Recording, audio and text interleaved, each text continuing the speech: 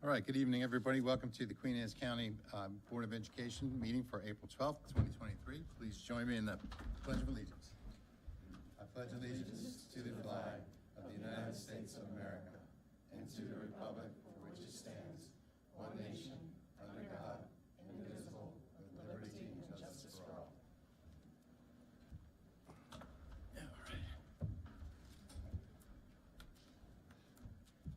right. Okay, everybody had a chance to review closed session agenda items, and we have a notice or a motion.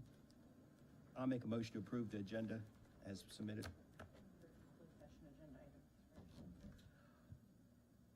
Pursuant to the general provisions, Article 3-305 and 3-104, the Board of Education of Queen Anne's County will meet in a closed session to discuss the appointment, employment, assignment, promotion, discipline, demotion, compensation, removal, resignation, or performance evaluation of appointees, employees, or officials over whom this public body has jurisdiction. Any other personal matter that affects one or more specific individuals. To consult with counsel and obtain legal advice, and to consult with staff, consultants, and other individuals about pending or potential litigation. All right, we had a motion to approve the agenda. Do I have a second? Second. All those in favor say aye. Aye. Everybody had a chance to take a look at the minutes for the March 1st, 2023 closed session. Yes. Have a motion? Make a motion to approve closed session meetings from March 1st. Second. Sorry. All those in favor say aye. Aye. Aye. Approval of the minutes of March 1st, 2023 open session. Everyone's had a chance to review those. Do I have a motion? A motion to approve March 2nd open session minutes. Second. All those in favor say aye. Aye. Aye. Motion is passed. Okay, board involvement. Would any board member like the floor? Good start. I got a list this time. It was a busy month. Let's see. We had a MABE class on operating in a new age. It covered some of the activities going on in the world and how we should help things move along with as it relates to our school system. Participated in scenario training with Mr. Joe at Mattapique Elementary School. I got to attend the Kent Island Ladies Championship basketball game at the University of Maryland. We did not win, but it was a very good game, and the ladies played very well. And lastly, I know that everybody's gonna be able to say something, but I also attended the awards gala on the 30th, and it was fabulous. Congratulations to all those that won those different categories. Beautiful pictures, too. Anyone else? I'd like to give a shout out to our local businesses. About 3 weeks ago, my granddaughters, we took them down to Sweet Frog, and they gave us this little piece of paper where if they read a book, it's kind of like a book report, and they bring it back and they got something for that. I just really am happy how much this community supports the school system in various ways, because we're mainly made up of small businesses, and they do a lot to support our school. And it's little things like that when you go to a business and they do something like that, it makes your heart really feel good, because they're doing it for the right reasons. I want to give, and it's just not them, it's a lot of businesses in Queen Anne's County as we look through all our billboards and support staff and stuff like that. I attended both of the musicals at Kent Island, Queen Anne's. Shout out to all you guys, they were great. Me and Mark attended the Future Chefs competition at Sellersville Middle School. Sid was there too, as judges. And that was put on by Wade Shalowitz, the food operations manager. The kids are really cute, and they all made all kinds of different dishes. And it was a fun time. And I also attended the awards gala. Yeah, they had one elementary school had one candidate during that Future Chefs, and it was really fun to reiterate. It was extreme fun to watch those kids do this. They're so little, and they're with these sharp knives and everything else in the kitchen, and everything was safe, and the food was actually good. And we had a winner in voting and all that. And what a great program it is. I think it's sponsored by Sodexo. And looking forward to it next year, or any of the board members who didn't get to go this year. Okay, student board members. You guys choose who wants to go first. I can go. As always. All right, to kick off the month of March, we had the Addams Family Musical. The opening night for the show was on Friday, March 3rd, and all 6 showtimes were a great turnout. Later in the month, after a few weeks of studying and reviewing, all juniors sat down to take the SAT on March 22nd.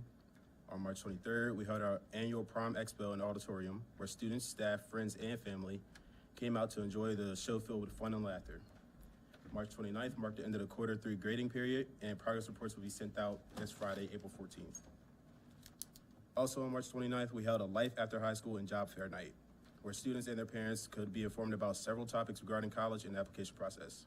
A large portion of this event was directed towards juniors and their parents, but students from all grades were encouraged to attend. We had about 38 businesses come out to share information, and some of them even took part in on-site hiring. Spring break officially began April 3rd and ended April 10th. Over the break, we had a number of contests, including the 2-day girls lacrosse tournament that went very well. And majority of this upcoming month will consist of reviewing and preparation for the upcoming AP exams in May. On April 18th, we'll be celebrating new members of the National Honor Society at the NHS induction ceremony. On April 25th, any juniors who missed the SAT on March 22nd will be able to take the assessment on campus at Ken Island High School. Going into next month, on May 1st, we'll be honoring 2 of our seniors, Max Barbara and Allison Corbin, at the Bayside Scholar Athlete Banquet. Last but certainly not least, on behalf of the students and staff at Ken Island High School, I would like to congratulate Ms. Schulte for being recognized as the Queen Anne's County Public Schools Teacher of the Year. All right. Queen Anne's County High School would like everyone to know that, or like everyone to appreciate, we're coming to the end, we're breaking through. We're almost at graduation. We're almost at the next year. So everyone just hang on there as quarter 4 comes to fruition. So April 14th, progress reports will be emailed home, as Mr. Johnson said. The 15th, All Shore Band Concert will be held in the Queen Anne's County High School Auditorium at 4 p.m. On the 21st, we have our Prom Promise activity at 9:30 a.m. It's to remind students about the dangers of drunk driving, as well as just a safety talk about, prom and everything that goes along with that. The 21st as well, the Chesapeake College will be at Queen Anne's County High School from 8:30 a.m. to 1:30 p.m.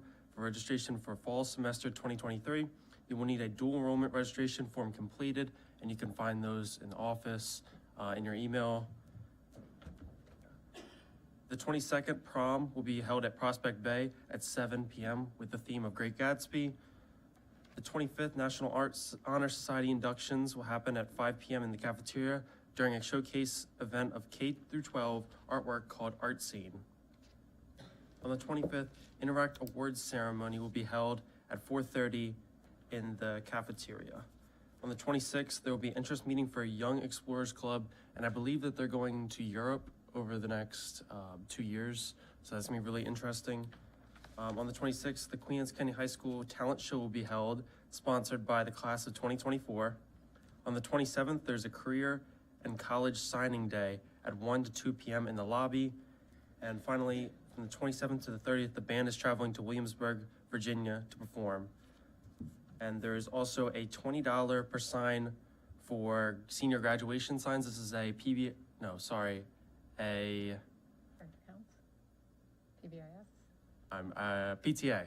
PTA fundraiser.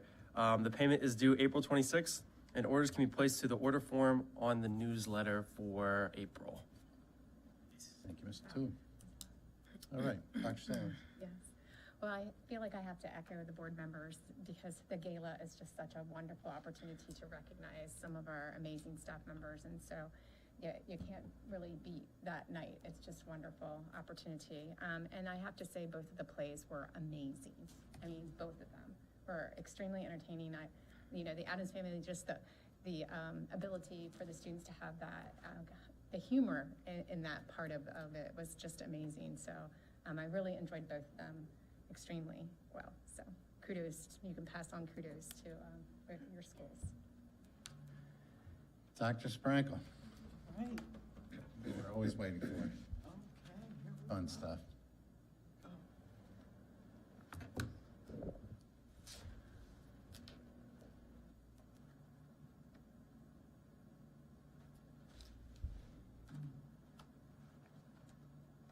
Good evening, President Schiffinelli, Dr. Dr. Salins, board members and executive team members. For the record, I am Marcia Sprinkle. I am the Assistant Superintendent, and it is my pleasure to present our spotlight for this month.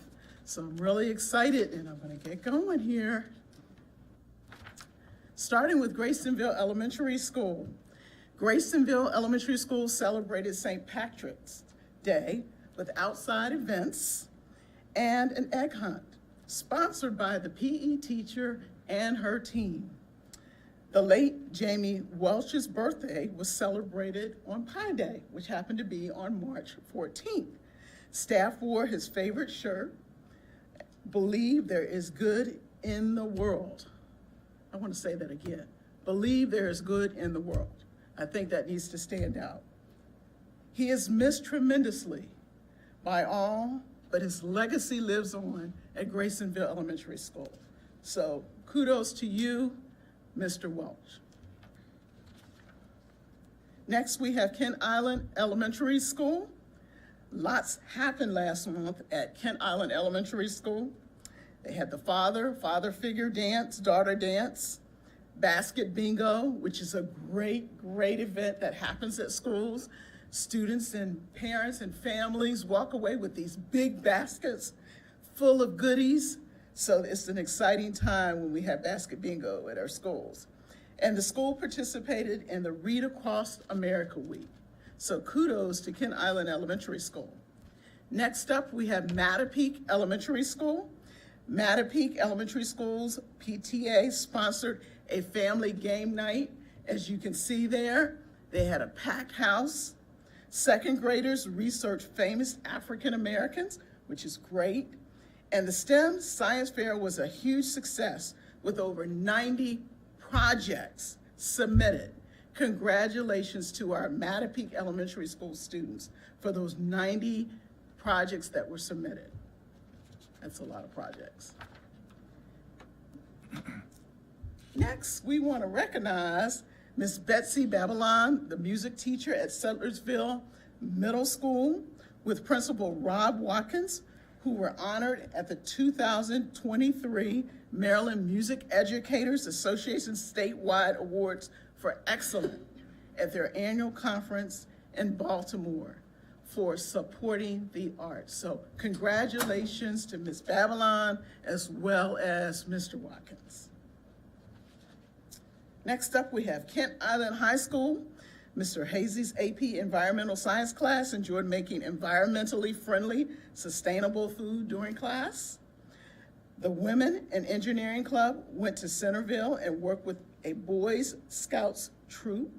They talked about different types of engineers and computer engineering. Students also had the opportunity to build structures as well. Everyone had a great time. Also in Kent Island High School, the theater production has done it again with another amazing musical, The Addams Family. I think Dr. Salins and Ms. Bent already mentioned that. It was wonderful, along with Ms. Cates. It was just a joy, and everyone enjoyed it. Student actors, musical performers, behind-the-scene workers, and of course, all of the teachers who put in hours and hours of work to make sure that musical was a success. So thank you so much. And the Lady Bucks basketball team made it to the state championship. Congratulations, Lady Bucks. Whoa. Next up, Kent Island High School again. The Eastern Shore Band Directors Association sponsored the All Shore Honor Senior and Junior Bands. Students prepared scales, solos, and sight read during their auditions. 5 students earned a spot. That's a big honor. National Science Honor Society Trivia Night was also held at Kent Island High School. Queen Anne's County High School. Congratulations to the students and staff at Queen Anne's High School for an extraordinary production of The Wizard of Oz. It was awesome. It was enjoyed by all who had the opportunity to attend. Last month, the Maryland General Assembly honored the 2023 2023 Maryland Teachers of the Year across the state. Okay, the awards gala, which was really a huge success. Employees of the Year winners were Outstanding Leadership Award, Mrs. Susan Walbert, Principal at Churchill Elementary School. Outstanding Student Service Award Coach was Mr. David Stricker, Coach of Queen Anne's County High School. An Outstanding Support Employee was Ms. Janelle Nash, School Assistant at Mattapique Middle School. Outstanding Specialist Award went to Katie Kersey, Math Specialist at Centerville Elementary School. An Outstanding Bus Driver Award, Ms. Nancy King, Bus Driver of 1720. She drives for both Graysonville Elementary School and Stevensville Middle School. Congratulations to all. Next up, we have our Queen Anne's Teacher of the Year finalists. We have Kayla Karras, 5th grade teacher at Sutlersville Middle School. Thomas Heyman, 7th grade social studies teacher at Centerville Middle School. Aaron Conley, 8th grade history teacher at Mattapique Middle School. And Miss Andrea Schulte, visual arts teacher at Kent Island High School. Congratulations to all. Ms. Andrea Schulte from Kent Island High School will go on to represent Queen Anne's County Public Schools at the state competition for Maryland's Teacher of the Year. We are sure she will represent Queen Anne's County Public Schools well. So that is it for our spotlight for this month. That's a lot. Thank you. Thank you, as always. Okay, we're moving on to citizen participation. Ms. Bent? We ask that all speakers keep in mind the following guidelines. Speakers should sign the roster, including their telephone number and address. Comments should be limited to 3 minutes in length. Comments longer than 3 minutes should be submitted in writing. Questions or statements to the board should relate to a matter of general policy over which this board has authority. Comments about actions or statements of individual staff members are not appropriate for public comment and should be referred to the superintendent of schools or board president if you have a specific question. The board will make sure an appropriate staff member responds to your question. The board respects your desire and right to convey your message freely, but asks as a courtesy to this board and our citizens to show respect for all. First name, Richard McNeil. All right, and Mr. McNeil, come on up. But before you start, let me just reiterate a couple things. You can sit down. We won't start the clock till I'm done. Thank you. Ms. Bent just read the general rules, okay, for public comment, and I'm pretty sure I understand why a lot of people are here tonight and want to speak. Prior to going in, just when we started the meeting, if you recall, we talked about our board going into closed session. And we go into closed session for privacy reasons, and the reason is because we discuss personnel matters there. We don't discuss personnel matters, whatever the matter is, we don't discuss it in open session, and there's a reason for that. So we have gotten a lot of emails, and we've had a point of contact who's been responding, as best we can. Even when we respond, if it concerns a personnel matter, it's personal, it's confidential, we can't discuss it. So the comments tonight, or any night, our policy is that it should concern a general policy. That's one element. The other one is that it is something that's in the board's hands. And there's some things that are not in the board's, purview. We don't have decision-making authority over certain things. And if I'm reading the crowd right, this may be one of those things. So I'd ask everybody to be respectful.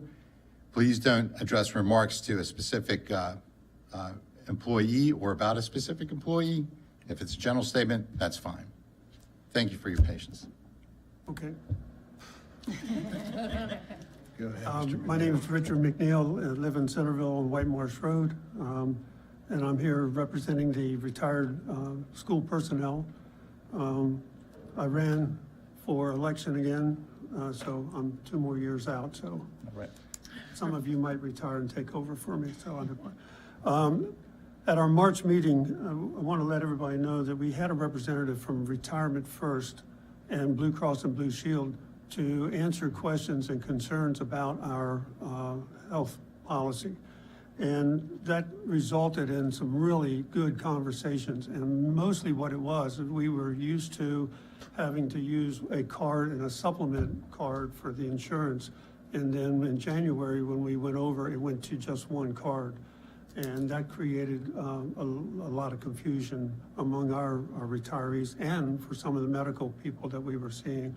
But the folks from Blue Cross and Blue Shield and our liaison from retirement did a wonderful job of explaining that. So I want to say thanks to that.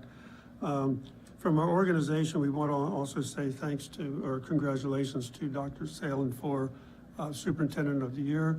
That comes from your colleagues, and it's well represented that way, and we appreciate that. We also want to say congratulations to the Teacher of the Year and all the employees. We sponsor that. And as Mr. Smith said, you know, there's a shout out to businesses to do that. Well, there's a shout out to a lot of teachers who are doing things behind the scenes. Great talent doesn't come out either on the sports field or on the stage without a teacher behind that. And I think it's coming up, art scene is coming up, I think, in April. I'm not sure, at the different schools. And I encourage the community to come out and see the skills and talents of the art students. And again, that is pushed by the art teachers and the instructors in all of the schools who are doing that in that part. Also want to let folks know that the retirement group offers 2 scholarships. So if anybody listening or on the board, if you know of somebody who is graduating and going into the field of education, $2,000 doesn't sound like much, but we had a hard time getting applications last year. We had to go and really almost beg folks to apply for it, and I know a lot of it's done through Naviance and on the computer, so counselors themselves don't really know who's applying. But if anybody's listening, or if you know somebody who's going into that, I would encourage you to apply. It's a very simple application for that part. And again, we appreciate our cooperation that we have with HR. I know the school year is coming down to an end. I saw an ad where it's in the 4th quarter and the goal line is coming up. As people get ready to retire, we appreciate that information. So thank you. Thank you. Thank you. Raven Bishop.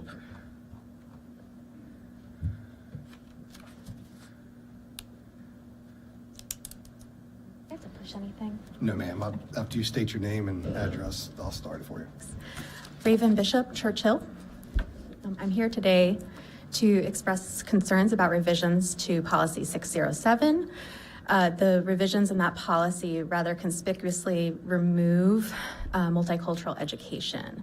And where I recognize that that may be in response to COMAR 13A, which changes multicultural education to education that is equitable or equitable education, what I find alarming is that the language surrounding multicultural education is not replaced with language surrounding equity. In fact, the only time equity is mentioned in the document as it stands now is tied to UDL, and where UDL is a framework that can support diverse learners, it is not a replacement for multicultural education. So as a parent and as somebody who cares about multicultural education and diversity and equity within our curriculum and in our policies, I'm quite concerned. The fact of the matter is that multiculturalism and intersectionality is something that's baked into our American experience. And no policy revision is going to change that it's a part of the lived experience of our faculty, students, and staff and community members. And I feel that then what we are charged with as a community and as educators is to create learning experiences which affirm and represent and educate students about that multicultural and intersectional experience that we're all living in this country. So I'll be listening intently tonight to understand how the removal of multicultural education from this policy language does that. I want to know how the removal of that language supports our students in understanding and engaging in conversations about multiculturalism and intersectionality, and how it supports and educates our students to remove this language. Thank you. Thank you. Thank you. Cliff Donaldson.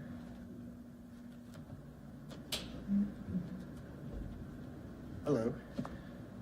My name's Cliff Donaldson, Sudlersville, Maryland, and I am here on behalf of Queen Anne's County High School football program. I know that there are possibly some changes coming down the line, and what I would like to do tonight is just give you a little background so that when you're making your decisions, you have a clear picture of all sides of what's happening. First thing I want to tell you is a little bit about myself. I have 3 boys. One of them graduated from Queen Anne's County High School, went to Penn State, got a degree, got his bachelor's degree in history, and actually wanted to be a teacher, and then COVID broke out. So now he's working for me. So I actually won on that one. But I have 2 other sons, and they did not go to Queen Anne's County High School. And the reason was they were very good athletes, and there was not a program in place that was going to allow them. I was actually told by the previous program that their job was to win, not necessarily get kids to college. Well, as a parent, I want my kids to do better than I have in life, so I ended up taking those boys 2 hours away so that they could go to DeMatha High School, where they both played football and they both earned scholarships for college. One of them is in the Air Force, he's training to be a fighter pilot and a lieutenant right now, and then the second one is playing at Frostburg University right now, and getting his, getting his degree in business management. So why did I do that? I did that because I wanted things for my kids, and when I joined this program recently, we wanted to really emphasize on how to help these kids be better human beings, be better people, and be able to go get a college education, even the ones that can't afford it. And that was the whole goal of the program. Still to this day, that's the goal of the program. That's why we're here today, is to enlighten you on how we're helping them accomplish those things. We have set up many coaches to come into the schools so that they can meet these fine young men. We've worked on GPA grades so that they can understand that how important that is. We've worked on teaching them how to take their SATs and their ACTs often and early, because they can super score for the schools that still take it. We have schools like Brown, and we have schools like Princeton, and we have schools like Duke and Rutgers and Temple, and I mean, you name it. We've got all 3 academies that have visited our schools. That's what we're doing with this program. And before you make a decision that's going to be detrimental to all of those kids in this community, and I'm not just talking about the high school kids, I'm talking about the parents that are looking at it like I did. Before you make that decision, please consider all of those things. That's what we ask. Thank you. Thank you. Thank you.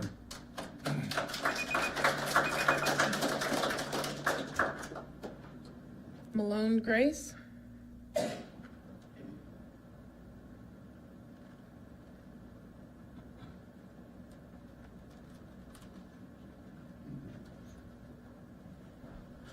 Malone Grace, Centerville. I'm a student and football player at Queen Anne's County High School, and I want to talk about what my coaches have done for me outside of football. Last year at around this time, I didn't really have a plan to go to college, and I had a 1.7 GPA, and my coach pulled me aside and talked to me about how important education is and what college can do for you.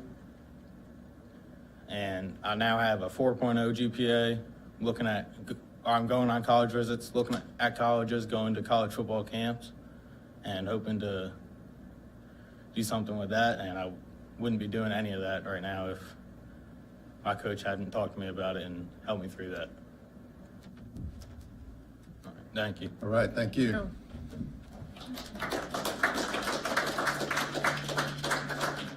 Denise Banning.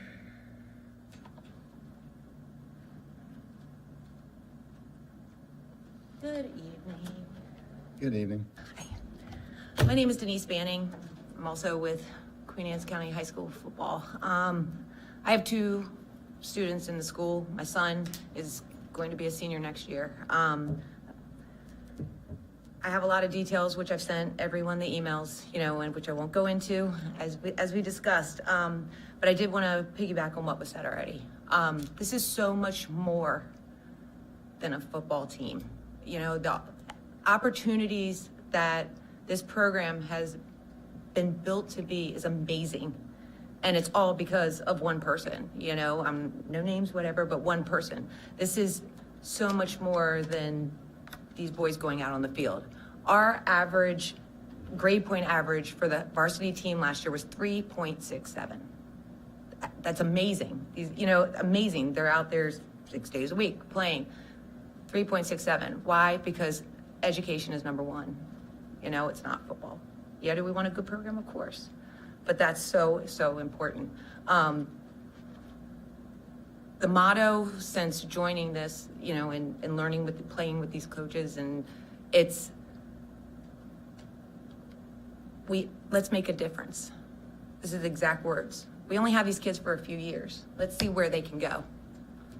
And I don't believe that that has been seen because it's not gloated about, you know, or anything like that, but that's what our program's about. It's so much more than football. We have one of my main issues, which, like I said, I have a lot of details here, you know, which if anybody didn't get the email, I'd be happy to send it again, is when all this was going down, I really wish we would have had some guidance. You know, like my email that I sent was pretty much what I was going to read tonight, and I wasn't asking for details on a, you know, a certain employee or anything, and I just got the form email back saying I can't give details. That's not what it was about. How about just some guidance? You know, my kids are in the school systems, help me. And I was getting nothing back. And I'm talking from the principal also. You know, I did call him, I talked to him the day everything happened. I've asked for a meeting, I've get nothing back. We need some guidance. I wasn't getting anything. I know it was spring break and that was tough and everything too.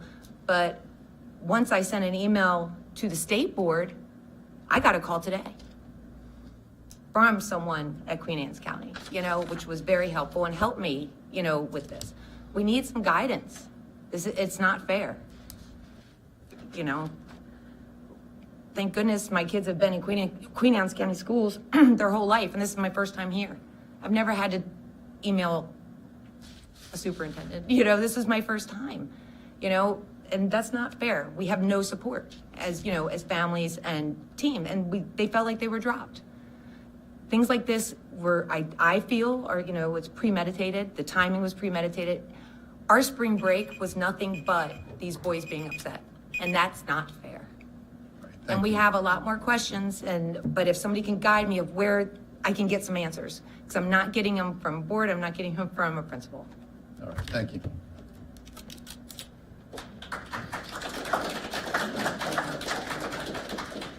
Jason McDonald.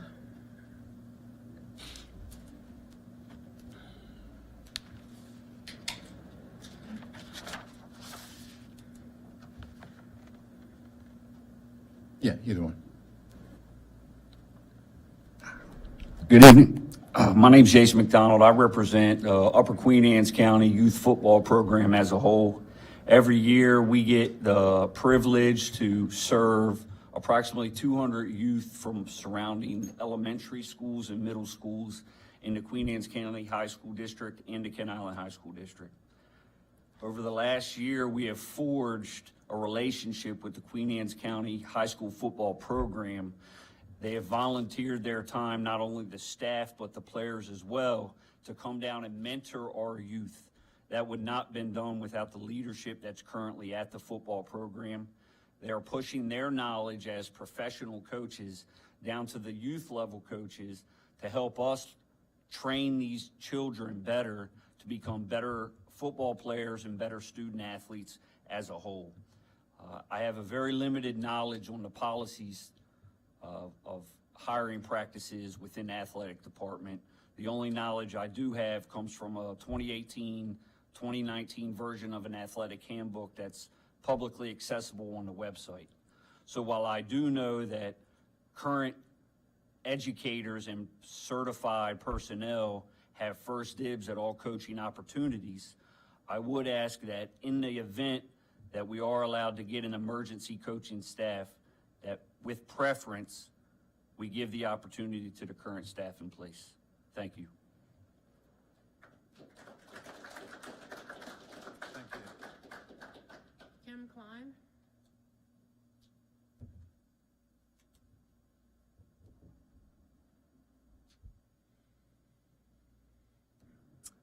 Good evening and hello again. I'm going to break it up a little bit and talk about books for a minute.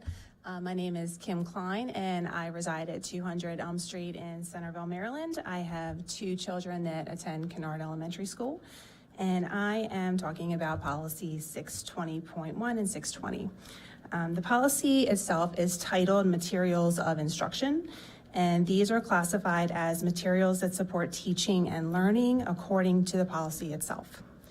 Free choice reading materials do not fit into this category. We have been told this is not a new policy or a reinterpretation, but nowhere does it mention a teacher's personal classroom library consists only of a few board-approved books. It appears as though a few certain people have taken liberties to interpret this policy as they see fit due to an instance that occurred that created concern, according to Ms. Passon at the last meeting. What was this concern, and why can't it be addressed individually? Why remove all books because of one instance? Why punish all students because of one concern? I don't like my children reading graphic novels, but I'm not going to demand that my children's teachers remove all graphic novels from their classroom libraries and prevent other children who enjoy those kind of books from having access to them. And like I said at the last meeting, free choice reading is used as a reward for students who finish their work early, but it also teaches patience and self-control while they wait for their fellow classmates to finish their work. I would rather my child read a book than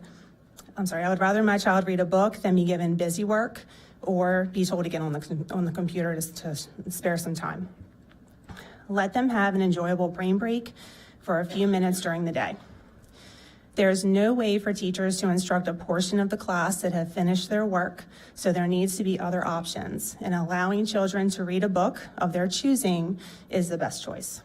Having only a handful of board-approved books on the shelf is not going to work. We are doing our children a huge disservice by putting so much regulation on them. They won't be prepared when they go out into the real world to make their own choices. I trust my children's teachers to have good judgment and offer age-appropriate reading materials. If I have an issue with a book in the classroom, I'll contact that teacher directly. This has gone to an extreme and it's not necessary. I respectfully ask that you allow teachers to keep a wide range of free choice reading materials in their classroom libraries and allow students the opportunity to make their own choices. Thank you. Thank you.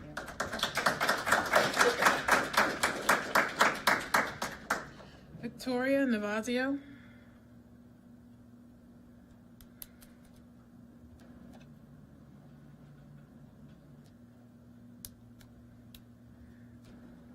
Good evening. Good evening. My name is Victoria Navazio. I live in Centerville. I'm here also to speak about the football program and the recent changes in it that have most of us upset. I will tell you that I actually did not want my son to play football. I was actually firmly against it. I was worried about injury and his long-term health and what would that mean to his future. He was pretty adamant about playing. His father wanted him to play, and his mother wanted him to play. I'm the stepmother. So I said, okay, we'll see how it goes. But once he joined the program and I saw what they were doing with the program, I was actually very impressed. I was impressed that they didn't treat these kids just as football players, and they weren't interested in them as just as athletes and them winning. They really were interested in them as individuals and well-rounded individuals, and their academics being first. I heard it many times for them that their academics had to be first, and that they wanted them to focus on academics, and even working together with their other their other teammates. If they knew somebody was struggling, to help each other out. So they were teaching, responsibility, accountability, looking out for your fellow teammates, and then having them being involved in some volunteer work. So those kinds of things actually resonated with me as an individual and as a parent, and what I want for my son, for his future, and the kind of adult I want him to be. And so I support him fully now to play football and to be a part of this team. And so to see this change is actually upsetting, because it speaks to the change that can happen to this program without much consideration of how it's going to affect the players and how it's going to, ripple into them in their future. So it is quite upsetting, and it is upsetting as Ms. Benning said, that, we really weren't given much information on what influence or consideration we as parents could have to affect a change, because these are our kids and we do care about what is going to happen to them. They're not just football players. It's not just about the football team. It's about these kids as well. So we care deeply about what's going to happen to this team, to these football players that happen to be our kids, and how well-rounded they were looked out for. It's just really important to us that some consideration should be given to that position and the individual that was in it, not mentioning any names, that really helped to inspire how that program was ran. All right, thank you very much.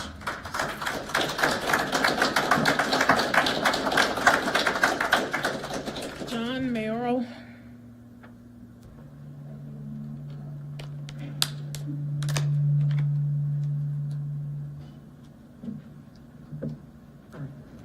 Hi. My name is John Mayero, and I'm the other half of the stepmom that was just up here. And that's a tough act to follow, because I cannot speak as eloquently as she can. I just have a few things to say. My son, watching how he's changed, during this season and last season, with the guidance of the current staff there, is incredible. The gentleman earlier said that we want our children to be better than what we are, or how opportunities we may have had. He's already surpassed anything that I've ever accomplished. I didn't have the opportunities that he is getting and being pushed to achieve. I've seen the change in him. He's excited when he sees his school grades. And I attribute that to being pushed by the coaches to better himself. I don't know. I'm nervous. That's about all I had to say. But I did want to say one last thing. Mr. Smith mentioned something about what you saw down at Sweet Frog, the little reward program, so to speak. Well, these boys have their reward program in their coach. Their coach rewards them in the sense that he helps them, he pushes them, and they get the benefit of learning and how to become better young men. So that's all I have. All right, Thank you.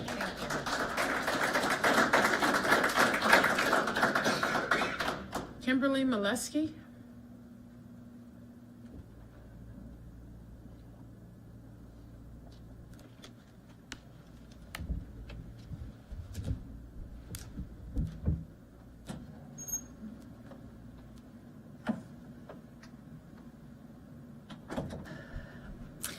Good evening. My name is Kimberly Molesky, and I'm from Centerville. I'm here to speak of the concern at the high school, Queen Anne's High School. I feel if the board decides to terminate a contract of a coach, it would have a huge disservice to the student athletes of the football team and their emotional health. And I think that we've already been through so much. Emotionally And physically, these children rely on the coach's wisdom in trying to navigate life's challenges. And they truly are a family. It's more than a football team. It's more than the score on the scoreboard. If the decision has a negative outcome, it will also have a negative impact on these student athletes and our community as a whole. I ask that you really consider all of the information that we have submitted to you on behalf of our coach.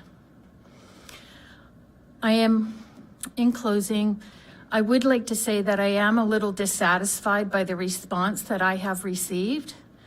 I've had questions unrelated to a personnel matter, and they were not answered. And to me, I feel that's not really acceptable. We take the time to reach out. We don't have a lot of information. We're looking for guidance. We're looking for help. We've asked questions, and we haven't received answers.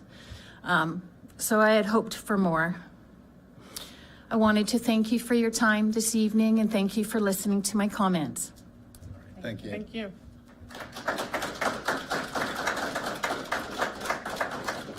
Christina Woodward.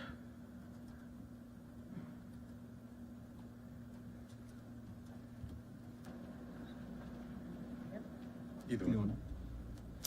Hi, everybody. I'm a mom. My name's Christina Woodward. I have 2 sons on the football team. I'm part of the QA football boosters, and I also am part of the UQA board for the tackle football. I'm going to read off of this because I don't want to get too emotional, but this coach has done so much for my kids, not on the football field, it's off. The main part that he's done, main thing he's done for mine is off the field. My older son, he battled with depression for a long time. He was seeing a therapist on a weekly basis. Eventually went to monthly after he started with weight training with this coach and went on in the summer with the lifting that he was doing and then joining this team. His mental health, it really wasn't improving the way we were hoping.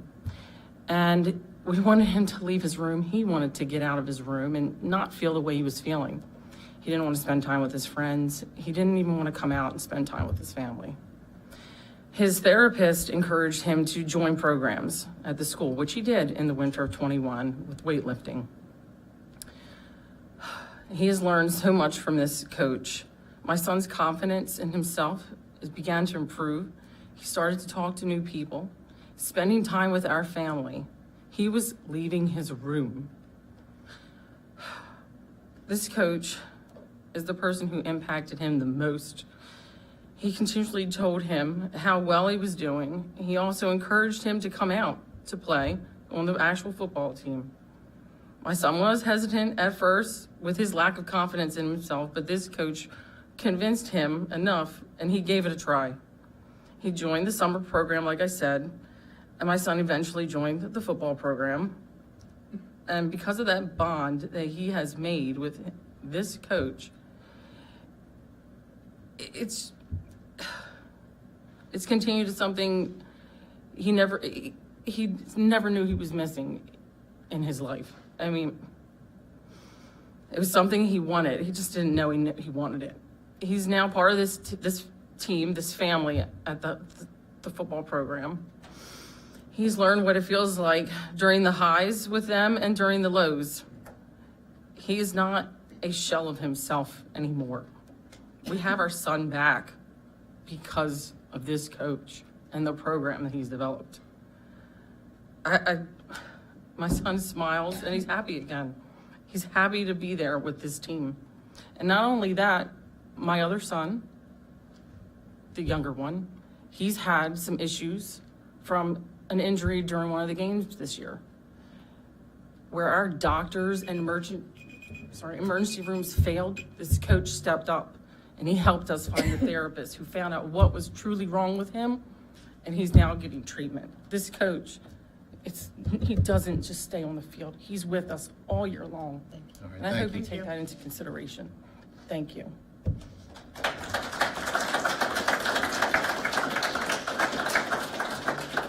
Jaheen Roy.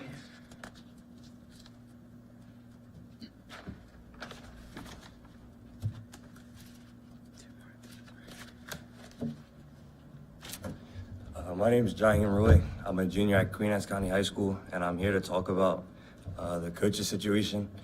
But I just wanted to talk about how this coach helps us out on and off the field. I mean, everybody will see the score Friday night or our winning record, but nobody will notice all through that week how it pushes us in the classroom, make sure we talk to adults and respect everybody and treat everyone with respect.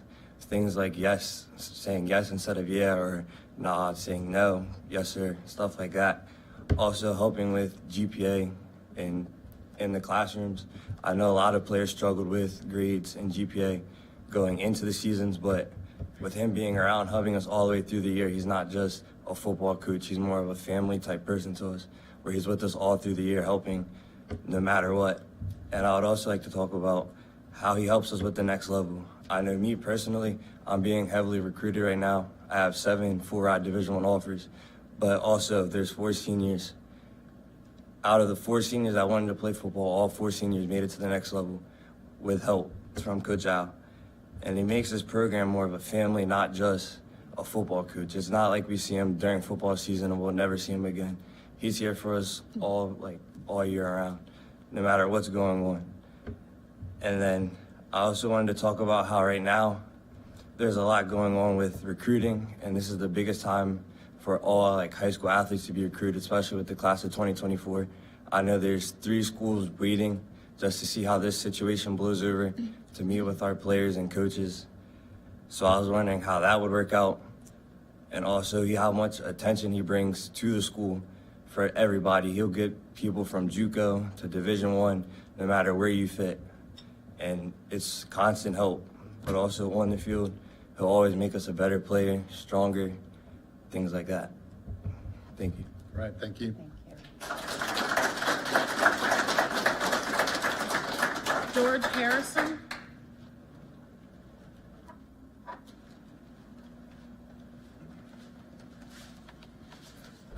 Good evening. My name's George Harrison. I live in Greensboro, Maryland, which is actually in Caroline County. I'm a volunteer coach for the Queen Anne's football program. I did start about 5 years ago under a different coaching regime, and once that regime ended, I was asked if I wanted to stay on this one, and it's a big thing for me because I mean I drive 35 minutes to get here tonight alone, but the sacrifice and time for a lot of the coaches on the program are volunteer, and it's like I said, it's piggybacking off everybody that said stuff here tonight. It's about the kids. It's a lot of time, a lot of sacrifice. It's not on paper or on the books or on video or anything else. What in the world we live in, but it's a big difference, when there's actual leadership and going forward more than just football, as everybody's already said. I could be coaching over at North Carolina where I played when I played in high school, but I actually turned down offers to do that, to stay at this coaching staff, because I believe in this coaching staff and this school, honestly. And as of late, I mean that, just the school per se, but the football program's really done a good job. And like I said, I don't get anything out of this but the enjoyment and the responsibility of creating these young men into great young men. That's what we do. Like I said, Friday night's just a part of it. It goes, I'm out, I get off work, one of my bosses is here tonight. He actually asked me about the football program, getting involved. He's like, how's the program, and he's like, you think I can come out and help? Because he can see what we're doing. We're about the kids, and that's where it starts. So that's about what I got to say, and thank you for taking my time. Thank you.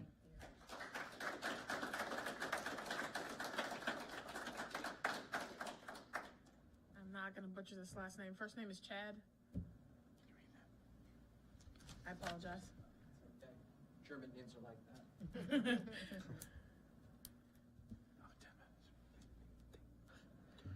Hello, my name is Chad Dieterichs. I'm a parent of 3 children that are currently in the Queen Anne's County school system, and I'm here tonight to comment on an email reportedly sent to middle and high school teachers over a month ago, instructing them not to allow students to read non-board approved books during the school day.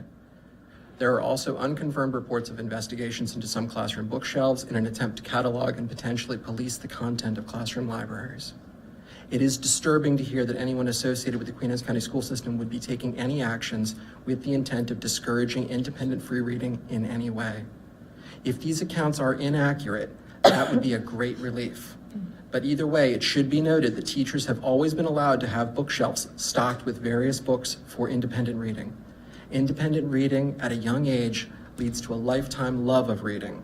Teachers' classroom bookshelves have long been the repository of free reading books that are not required to be explicitly named on the approved book list.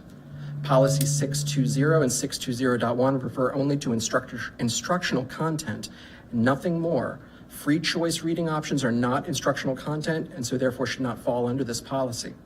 Classroom free reading libraries should remain in their current form, free of interference and not subjected to any perceived political agendas. Thank you. All right, thank you.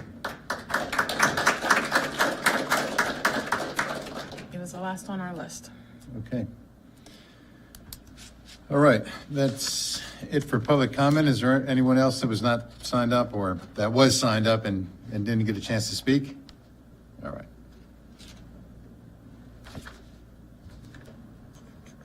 Information items, 5.01, Everside update.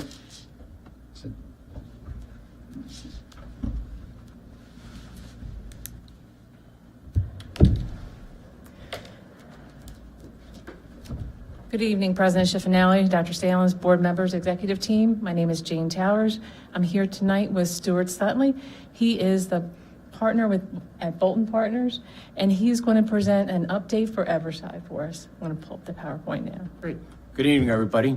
Good to see some of you again it was about 10 months ago last year, so last June, that we actually were here to have a vote to move forward with this health center. And I'm here really tonight just to give an update on the status and the opportunity as it's finally coming to fruition. So a little bit about Everside Health, which is the vendor that was selected to open a direct primary care health center here in Centerville for the employees and dependents of both the school and the county together, so collectively. Everside is a national company. They've been really growing in these last couple of years, especially with schools and counties across the United States. And they really deliver comprehensive primary care and mental health support for employees and their dependents within an organization. So this is a really great opportunity. It's a great opportunity really for the employees and dependents because there is no cost to use this health center for the employees and dependents. So this is free access to direct primary care and mental health. And I think one of the real benefits about this is the fact that many of us know it's becoming harder and harder to find good primary care support today because there's not as many doctors out there, that many are retiring, and also the wait times. So one of the nice things about this model is this is same day or next day access for this support. So again, as a refresher, there are a lot of services that will be available in this health center. Again, being able to have your own primary care physician, being able to go in for kind of urgent care needs, medications if needed, mental health support, obviously very important today, getting your labs done in one place. So it really becomes a great place for convenience. And when you look at the opportunities for families, we've got a client that last August did 189 back-to-school physicals in the month of July because everybody forgot to get the back-to-school physicals. So when you look at, again, some of the benefits that we believe this will bring, this will not only help with, overall better management of healthcare costs within the school and the county, but also I really think be a wonderful benefit. This will be open to all full-time employees of both the school and the county, all dependents ages 2 and up who are covered by the health plan, and also retirees who are on the health plan within the school. So again, really open access that we think will be well received. And really, what's the opportunity here? I think really it's all about, the opportunity to be healthier. We all have busy schedules today. It's hard to get access. It's hard to have the time. So much of this is around minimizing that wait time and making these services available. Again, the visits are free, and everybody will have their own dedicated physician or care provider that will help them, again, better manage their health as they continue through the journey of being employed within the county and the school itself. A couple things, this question always gets asked. Looks like that didn't come through all the way. There's a title there that says, what if I have my own primary care physician? If you already have one, this is not, you need to give up your existing physician relationship and just use Everside. So many times we'll find that people do have a good relationship with a doctor, but you know what? It's hard to get to them. It's hard to get there scheduled when you need to. There might be a copay. It might be across town. So even though you may have a doctor, you can still continue to use this health center for a lot of your regular needs. You can also, with permission, have the Everside clinician work with your physician to better manage your care if you're on some type of care plan. So we really see this as a great way to kind of coordinate better services and have great access, again, on an ongoing basis. And I want to hit on an important piece about what services are there. Again, it's not just, again, your urgent care or primary care. There's flu shots, vaccinations, medications, lab work. So again, when you think about the time and convenience, it's pretty significant. So another question that always comes up, and we want to reemphasize this, is that this is just like having your own provider. Your information's confidential. These types of companies would not be in business if they ever shared personal confidential information about an employee or a dependent. And again, when you look at the ability to be able to work within the community and get referred to specialists, working with your own primary care physician to help you really manage all of that back and forth is significant. There's easy access. So even though the health center, we'll show this on the last slide, is open on certain hours of the week, there is 24/7 access through virtual care. So people will be able to, through the app, be able to set an appointment. They can get a hold of one of the providers over the weekend if need be, and do quite a bit on the app, including not only setting your appointments, but also looking at your lab results, requesting prescription refills, et cetera, all from one easy place. We've got a great location right here in Centerville. The address, 2977 4H Park Road, right, I guess everybody says right near the 7-Eleven. So everybody knows where 7-Eleven is. So right there, it's the construction should be finished by the end of this month, early May.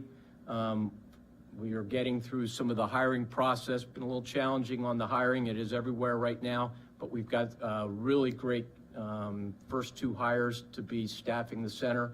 And you see the hours of operation there. The hours are staggered so that some people can have early morning access, later afternoon access, et cetera. So we want to make this as flexible as possible.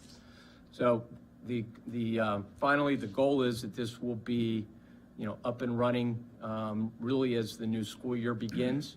It'd be a great time to get all faculty and staff and their dependents engaged in it when they come back from summer break, and really looking forward to the opportunity. Thank you. All right, thank you. Any questions?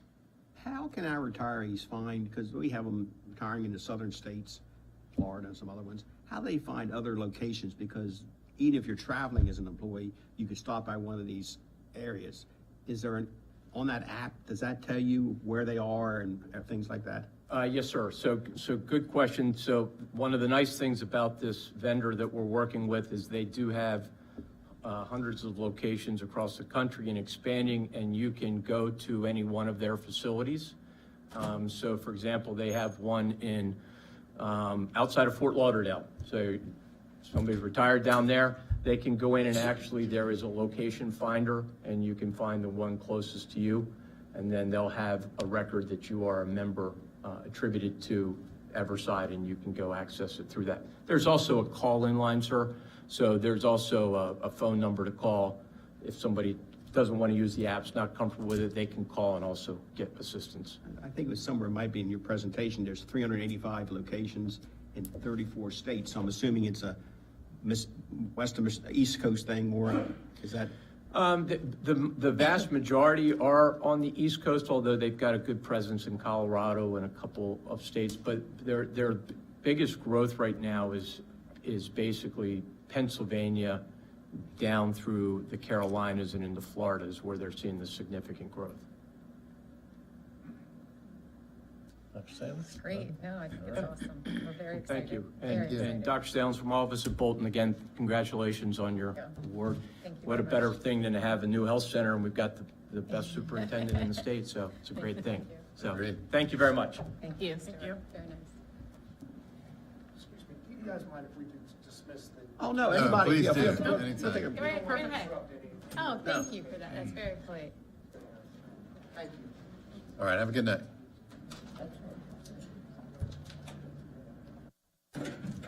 Yeah, right. Yeah.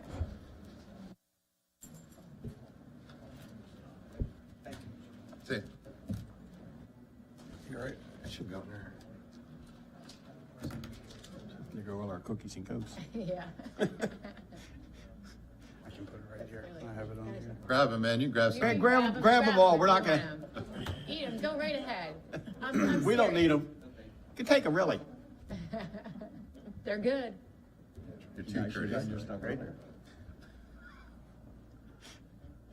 All right. Good evening, President Schiffinelli, Superintendent, board members. For the record, my name is Sid Pinder, Chief Operating Officer, and with me tonight, I have Mr. Jeremy Klein from WGM Architecture and Interiors, and we wanted to give you an update tonight on the new board process. Sorry, I pulled it. All right, welcome.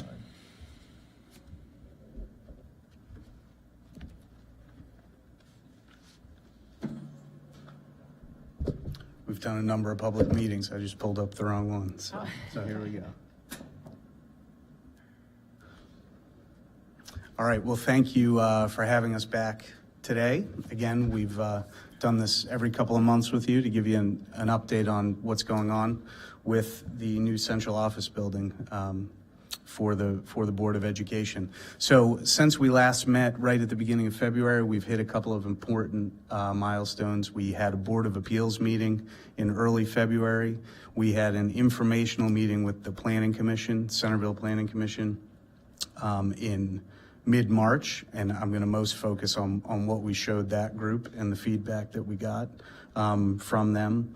A really important upcoming milestone is we meet again with the Planning Commission in mid-May, and it's at that point that we're asking for formal approval of our site development package. Based on the feedback that we've received so far, we've been to them twice already. We are hopeful that it's a first-time around approval, but we'll see how that goes. Along with the site development, we have also been focusing on the development inside the building, and that's meeting with all of the departments as we continue to sort of flesh out those spaces and further develop those spaces. We've gotten great feedback from all the staff. People are very passionate about their jobs, and they know the types of spaces that will work best for them. And I think everybody has started to understand the overall framework of the building, where they're located within the building, and how we can best design those spaces to meet their needs. By way of brief overview, I'm not going to do the same presentation that I've given you a couple times before, but to orient people who may not have seen it before, the site of the new central office building is directly across the street from Queen Anne's County High School. It's in this sort of institutional complex that's growing up on the edge of town. The Queen Anne's County office building is just across Vincent Street. to the west, and the YMCA is currently under construction to the south of the site. I mentioned to you before, when we initially submitted to the Planning Commission and to the Town Advisory Committee, some preliminary feedback was that we needed to shift the building footprint a little bit to the south and the west. On this slide, the old building location was shown in red. The current building location is shown in black. The only other thing I'll point out here on the site slide, that dashed line that you see going across the middle of the site is a split zoning line, which means that a portion of the site is in the R2 zone. That is the reason we needed to go make a submission to the Board of Appeals. A governmental office building is an allowable use via special exception in the R2 zone, but you do have to make that application for special exception. Here's the current site plan as it exists now, not dramatically different at all in terms of location or layout from what you've previously seen. The site plan, we've started to develop some of the site furnishings, some of the equipment and accessories that support the building, so dumpster enclosures, emergency generator enclosure, started to develop the landscaping plan a little more, et cetera. So we did get our verbal opinion from the Board of Appeals on February 7th, but you can see from the date at the bottom of the letter, just 2 days ago, we actually received the written opinion from the Board of Appeals, which was a favorable opinion granting the special exception. So that's a checkbox for the building in moving past that step. Again, I talked about development on the interior of the building. Each of these different colors that you see on the floor plan is a different department. I think at this point you've all seen the video I've shown in some previous things about sort of the development of the building, how that grew out of the program, where the building size comes from. Essentially each of these units being a departmental area, all coalesced around the central meeting room, which will be the, akin to the room that we're in now, in the center of the building, in the more public space. The yellow areas here are sort of the shared collaborative spaces. So again, the boardroom being the largest central meeting space. The other areas in yellow being conference rooms spread throughout the building of various sizes that will be available to all the departments. That's one of the things that lets us get the efficiency to take from a 48,000 square foot building that we're sitting in now down to a 34,000 square foot building, and actually design it even for expansion over the current staff. Blue are the restrooms, again located on both sides of the building for easy access for all the occupants. I don't think I've shown this slide before, but it's another way we've talked about the volumes and how this building is a volumetric building. These sort of little cubes that open up to the north to allow diffuse daylight into the spaces. So the areas in purple that you see are areas that would have an open high ceiling, basically open to the structure above. Those translucent fiberglass panels would let that diffuse daylight in. Most of the open office areas that are more defined by systems furniture rather than hard partition walls would be located in those areas. Again, that's real short-term flexibility, being able to adapt and adjust to different occupant needs, but also allowing access to natural daylight to all the building occupants, which is such an important thing for productivity and morale. I think we made this point before, but you can see that the shape and the form of this building, it's a perimeter-heavy building, right? So for the area of the building, it's intentionally been designed with a lot of perimeter. That's to allow access to natural daylight, views, a lot of natural views. So when we initially met with the Planning Commission, they had asked us to come back in March. They saw the similar video that you saw, and this doesn't look like a lot of office buildings that people have seen before. So they were very interested in hearing us explain the relationship of the building to its context, and specifically the context of Centerville. So we went back and we thought a lot about the context and what we were drawing from. And we kind of came that we feel like this building is primarily influenced by three main contexts, right? So there's the institutional architecture of Centerville. And I think we're all familiar with that. So we have some photos here of the historic bank building downtown. We have the building that we're sitting in. These are both older buildings. They don't look exactly the same, but they've got some similarities.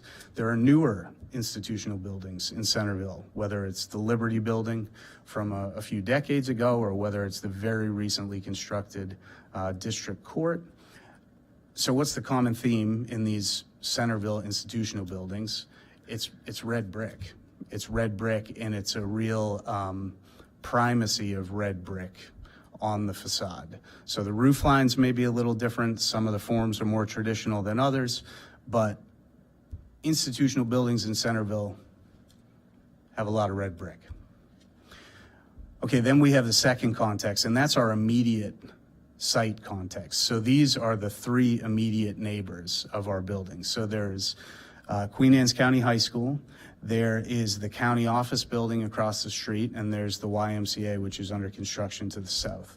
So again, these are institutional buildings, a bit more contemporary than maybe what we saw in the previous slides. You see more use of more copious amounts of glazing, continuous glazing, maybe rather than punched windows. You still see some red brick on the high school and on the county office building. But these are the immediate neighbors. I think the third context, as we thought about it, is really the one that resonates with us the most, and the one that we think that this building draws from the most. And that is the more regional context of the sort of agrarian nature of the buildings all around Centerville, all around the county that you see, the agricultural buildings. So, you know, these barns, these collections of buildings, and these read across the landscape as really volumes, simple volumes. They might have gables, they might have shed roofs. You see a lot of them with monoslope shed roofs, but they're collections of buildings in the landscape.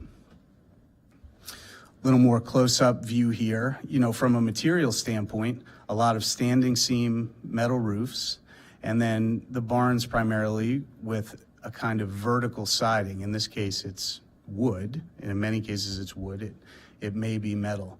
But as we thought about our building, this seemed to be the context that resonated the most with us. So some of our contemporaries have clearly drawn off of that same context. This is the Harriet Tubman Underground Railroad Visitor Center in Church Creek, Maryland. We are big fans of this building. Clearly they're drawing, it's not a building we did, I can't take credit for it, but we think it's a great building.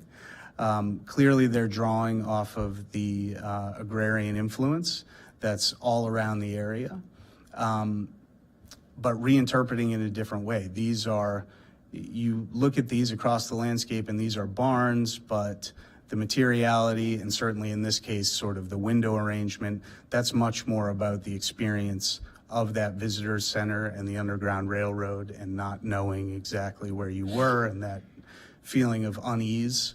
But the way that they use these materials, the metal roof transitioning down into a vertical metal siding was something that we thought was very powerful.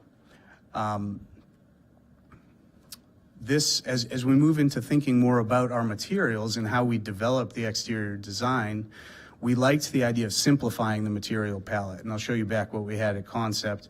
But we had sort of 5 materials back at concept, and we wanted to simplify that. And we thought this was a really effective way to do that. So this standing seam metal, you can see this is an example in different cases where that flows from the roof down to the wall. You can see on the image on the left, a look of some of those metal panel types with a red brick in this case. That's one material. The second material we've talked about for a long time. This is the translucent fiberglass panel. These images, I think, are great to kind of give you a sense of what the space is. So the image on the right-hand side of the slide, an interior view, whether that's a conference room or whatever it is, you can see that diffuse daylight. You don't have direct views out, but you have that nice diffuse natural light. And then the other three images show the view from the outside. So whether you're at dawn or dusk and you have kind of a gentle glow coming out, or in the lower right-hand slide in direct sun, that material reads as much more opaque, right? And a different material on the facade. So at concept, this is kind of where we were, and I mentioned we had 5 materials, right? So we had a metal roof, we had the translucent panel, we had a low brick water table, maybe more of a buff. We had some type of horizontal siding coming on there. So we had a bunch of different things going on, and early on in the design stage, we had focused obviously on how the forms and the volumes evolved in the program, but we wanted to tighten up that exterior material and respond to that comment from the Planning Commission. So here's where we are today, and the building now is really 3 primary materials. So the forms haven't really changed, but to us, this feels a lot more Centerville.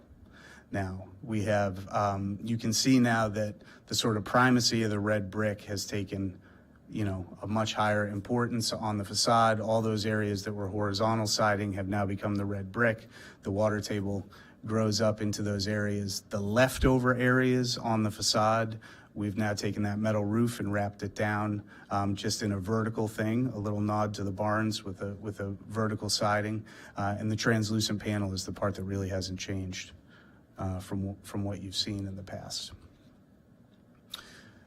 So that's where the design is now. When we showed this to the Planning Commission, it was pretty favorable received. It was nothing that they were voting on at that point, but we did receive a lot of positive feedback.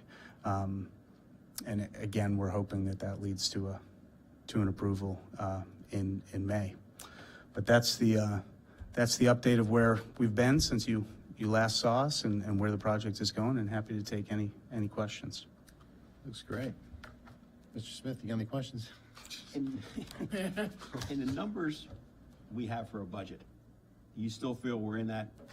So at the end of the schematic design, we actually did our first third-party estimate. That happened at the end of schematic design. So the building right now is just under 18 million. We, in the concept stage, when we were putting a square foot number on it, just based on what we'd seen for commercial construction around, we were asking you to carry a $500 square foot number, which was putting us right at 17 million. So you're a touch over that. We're just under 18 million on the first. Touch over $1 million. Yeah. Well, that's easy. Million's $1 million. Yeah, under. So 18 million is the first, that's the first formal estimate that we've had. So at this stage in schematic, we still carry a 7.5% design contingency, which is about 1.25 million. As you move further into the design, we'll do an estimate at the end of design development, and we'll do an estimate at the end of construction documents, which is right before you go out to bid. At each stage of that further refinement, that estimate will get more and more honed in. It's always, you don't know what the building really costs until bid day, until you see who bids it, and you see and who the bidders are and how hungry they are and what the competition is. I mean that's what it is. But right now, that's the first estimate is right at 18 million. So we're a little over right now, $1 million. When we started off at 17, now you're at 18. Yeah. And as an architect, I know you want to do a great job at having this thing look nice and all that. Sure. But we got to be responsible and also talk to our county commissioners and say, we're talking 17, now we're talking 18. Sure. I hope you don't come back and tell me 20 someday. Yeah, me too. Absolutely. Yeah. And I'm hopeful we'll have options like we typically do on any project. Pull stuff where out. We are, right, so Yeah. they'll bid it out with some options to either drop some Yeah, things or add some things. Either And so- add or deduct alternates. Stuff, so- Those are vehicles we can use. Clearly, the way to really reduce the budget is to reduce scope, which means size of the building, right? And so that's a conversation that obviously the board and the commissioners need to have. The program, in terms of the square footage, you heard that we're going from 47,000 down to 34,000. So the departments feel pretty strongly about the square footages that are in there right now. So cutting square footages would be a difficult thing to do. I mean, it's a one-time cost. It is. The other thing is, I guess what is in the back of my head, and probably a lot of these board members, our County Island High School is doubled its roof, the cost of replacement. Yeah, And, absolutely. you know, when I see that, and then I think all this other construction, Yeah. it just, you know, it's Yeah, concerning. there's no doubt about it. Since the pandemic hit, the trying to hit construction budgets or where things is going to come in is a totally different ballgame than it's ever been before. That's 100% true. We absolutely, again, this is the first time you've had a formal estimate.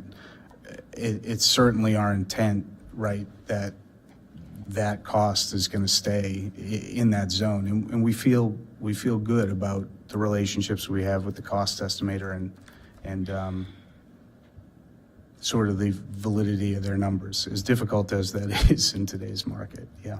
I think what's challenging about this is that because it's a central office and it's not a school, that we don't get any participation at the state level at all. So not Sure. 100% of this cost comes to us.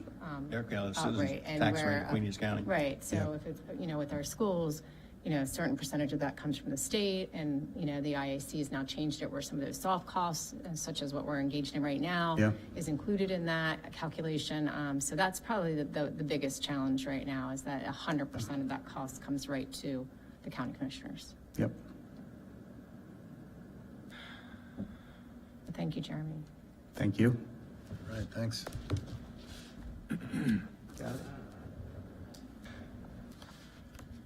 All right, policy regulations 620 and 620.1, Dr. Salins. Yes, I wanted please. to come and I promised to clarify and talk about the materials of instruction policy 620 and regulation 620.1. Dr. Kibler's going to help me out by putting up a presentation and following through, but really the purpose of this is just to review that information. And I wanted to start with a little bit of history of how did we get to where we are right now. So in August of 2018, this policy for materials of instruction and the regulation were actually adopted by the board. In May of 2021, the board made a decision to deny the adoption of a book called Harbor Me. So that was part of a collection that came forward. There was a 3-2 vote on that to not include that as part of an adoption. So in May of 2021, we had several teachers that said, well, hey, if we get donated copies of Harbor Me, can we accept those into our classroom libraries? And according to the policy, we can't do that because it's not something that's been adopted by the board. So that's when all this kind of came to light and why it came to light, that policy and regulation is there. However, we needed to really reiterate that back to the teachers to make sure that they didn't have books in their collection that were not approved by the board. So, and even if it was a gift or a donation, if you see their regulation procedure 4, is that gifts and donations of instructional materials are, exempt and you must comply with it being approved. So that led us to August when we did a verbal and a written reminder to our staff that this is it, because we did find one in a classroom library that wasn't approved. So kind of led us to, well, we better put ourselves on alert, because we need to make sure teachers know that if it's a book that was denied by the board, it can't be in the classroom library. So that's where this kind of all came to be. So where do we go from here? well, certainly something's not working right, because we don't want to discourage kids from reading. That's ridiculous. Sure. We definitely want to provide them opportunities to have choice within what they read. So I'm letting the board know and informing the board that under Dr. Sprenkel's leadership and her CNI team, because this really isn't just a language arts thing, this is a policy that impacts all of our content, and especially at the secondary level. So I have charged Dr. Sprenkel to revisit the current policy by creating a committee.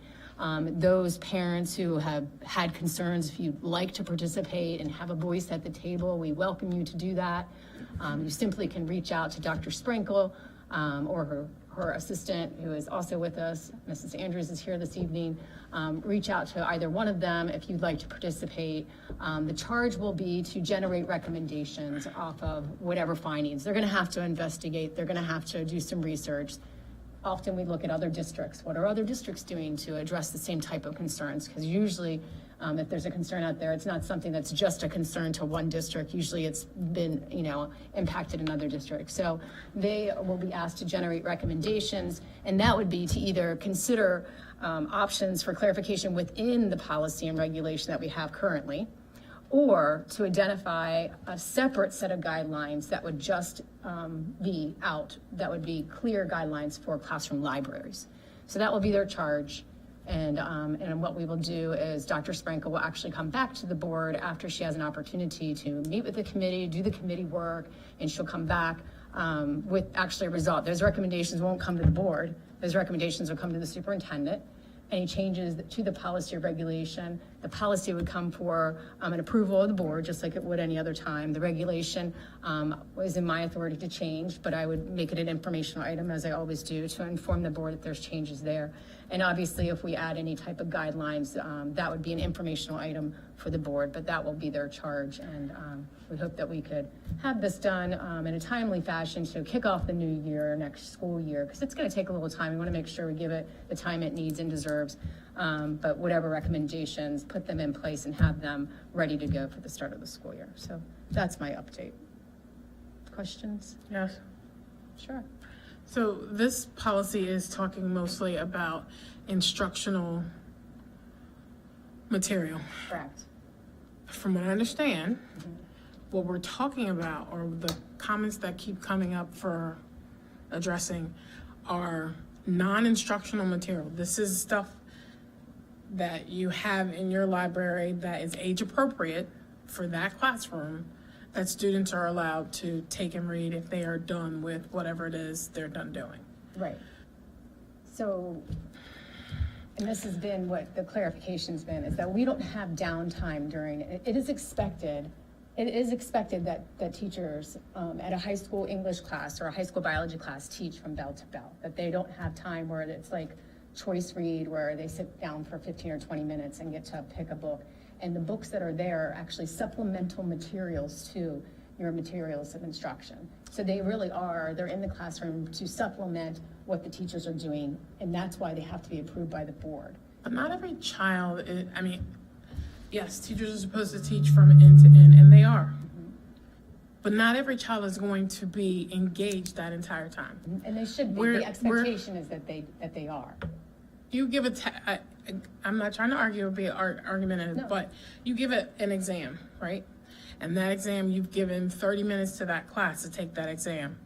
I got a student that finishes in 20. So for 10 minutes, they're just supposed to sit there? No, the teacher actually, depending on the various levels, has like what I can be doing, what I have to do, and then what I can do. So when I finish what I have to do, then I have options of what I can do. And for a lot of students, that's just personal reading time. Does this also, are we also going to address books that a child brings with them to school? Are they That's not able? part of this. Yeah, I did hear, that was like, I don't know if you're still here, or was it you? Two or three comments was talked about independent reading, like the books they bring into school. I did hear, that was a couple of the comments to piggyback off what you said.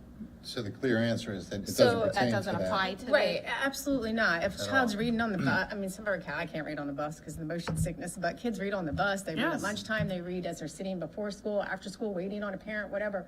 That's their personal choice. It doesn't have to be, that's not during the instructional time of the day.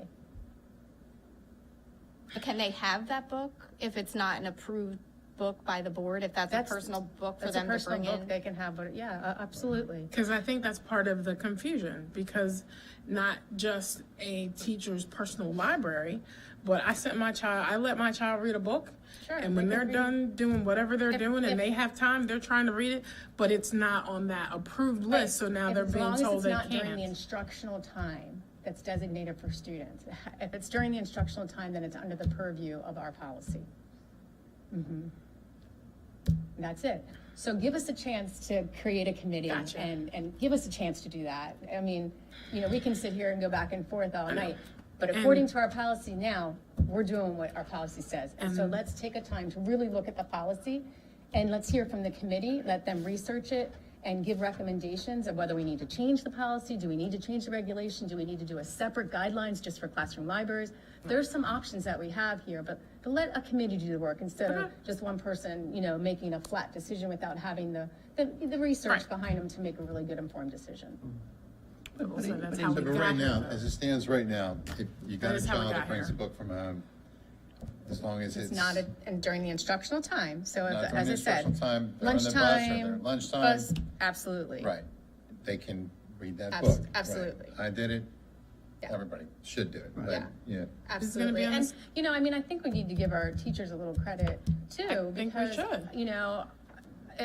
If I see Mark reading Harbor Me in class, and I know I'm not gonna call him out and embarrass Yeah, him. sure. I might, take time to talk to him a little bit on the side, or maybe just call the parent or whatever and say, hey, this is a book that during our instructional time, Sure. we can't read. So, we have really good relationships with our kids, and our teachers are amazing with that, and I think agree. that, I think they do that. I really do think they do that. And I so. support them 100%. I think that's the point. We just need to continue to do that. Right, absolutely. Yeah. 100%. And that was part of the secondary novels program, I believe, that book. Yes. That was. That was from brought grant to you for funds. choice, Right, choice reading. Exactly, right. Yeah. Which had to be approved by the board or Exactly. not approved. Yep, that's correct. And just a quick, like Mark said, a quick summary. When the bell rings for school started. Prior to school, after school, whatever, they Absolutely. can read it's what the parents and they decide the way they want them to read. Right, someone If they- mentioned graphic novels, so If they have sure. a half an hour at lunch and they want to read rather than eat, read rather than eat. Yep. And along with what Shannon's saying, if you're in an instructional classroom, that's supposed to be for teaching at that time. Absolutely.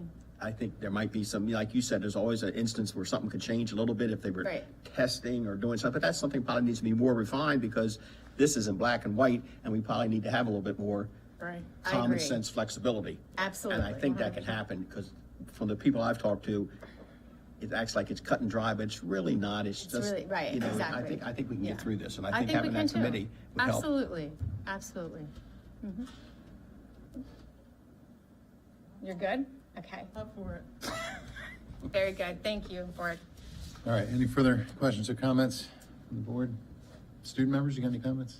No? Now, will the committee talk about what would happen if a teacher has a non-instructional approved book that's on her shelf that she's allowed to then rent out to students so they can take it to their own home outside of instructional hours? And it may, I don't know that I can answer that question. I kind of would need for the committee to go ahead and, produce that document, as I said, whether that's a change to the actual policy or regulation, or whether it's a completely separate guideline that has maybe something like that in there, that they can have books that might need a parent, sign off on or something. I don't know what the committee will come up with, but I know that there's, as I said, school districts out there that have policies and guidelines on classroom libraries. So there's, I think, some rich materials out there that we can go to and look at, and I know Dr. Sprinkle will do a nice job leading the charge. Ultimately, it just needs to be clear, so everybody, there's no Yes. doubt in That's anybody's exactly right. mind what is approved and what's not, or what's appropriate and what's not. In the classroom. Yes, in the classroom. Yep. All right. Thank you. And everybody, we still have opt-out. If there's a book that some parent does not want their students being so they can opt out for books too, right? That's part of the curriculum, so correct. So Right. if there's a part of the curriculum, say in the health curriculum, because that's usually a topic, hot right? topic. If there's a particular material of instruction that they're going to use, and the parent we find alternate assignment for the student. And same thing with language arts, right? If there's a book that a parent, or a book that's been Yeah, assigned to sometimes students. it's religion, sometimes Sure, it's, whatever it some is, different, right. different reasons why people They've got the might choose opportunity to opt out, and the school will provide another novel that's Yes, more correct, appropriate. correct. Okay. All right, moving on. First read of policy 503, student attendance. Mr. Evans. Thank you, Dr. Kibler. Thank you. Good evening, President Schiffinelli, Dr. Salins, board members, executive team. For the record, my name is Matt Evans, Supervisor of Student Services. Before you tonight is policy 503, student attendance. The last time this policy was updated was 2018. This new update just reflects the new vision statement that was created, as well as a change in the definition of chronically absent from 20% to 10% to align with the state. All right, and this is the first read, and this is up on the website, right? Correct. So the public can go and review it, and if they've got comments or concerns, they can voice those, correct? Correct. All right, and we get 3 reads before it comes up for a vote. Yes, sir. Correct. And then strike and delete so you can see where the changes have been. That's on there. For what Correct. I'm saying, it's the same thing the public could say. Yes. And also with it is the regulation, just for your information, the main update there was we are taking out the high school denial of credit. That's on page 6.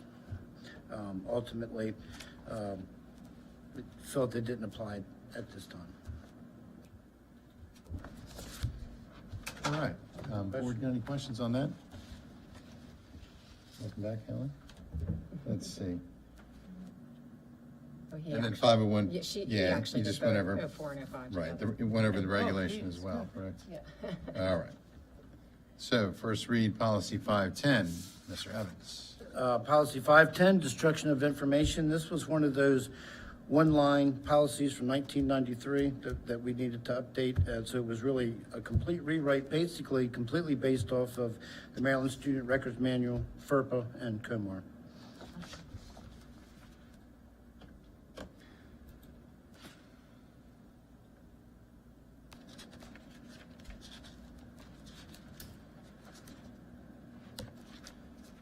All right. Again, anybody- first read. Yep, first read, same drill, it's up on the website. Any comments or questions from the board? All right, let's move on. Policy Thank you. Policy 607. Thank you, Mr. Evans. Thank you, Mr. Evans. Dr. Sprankle.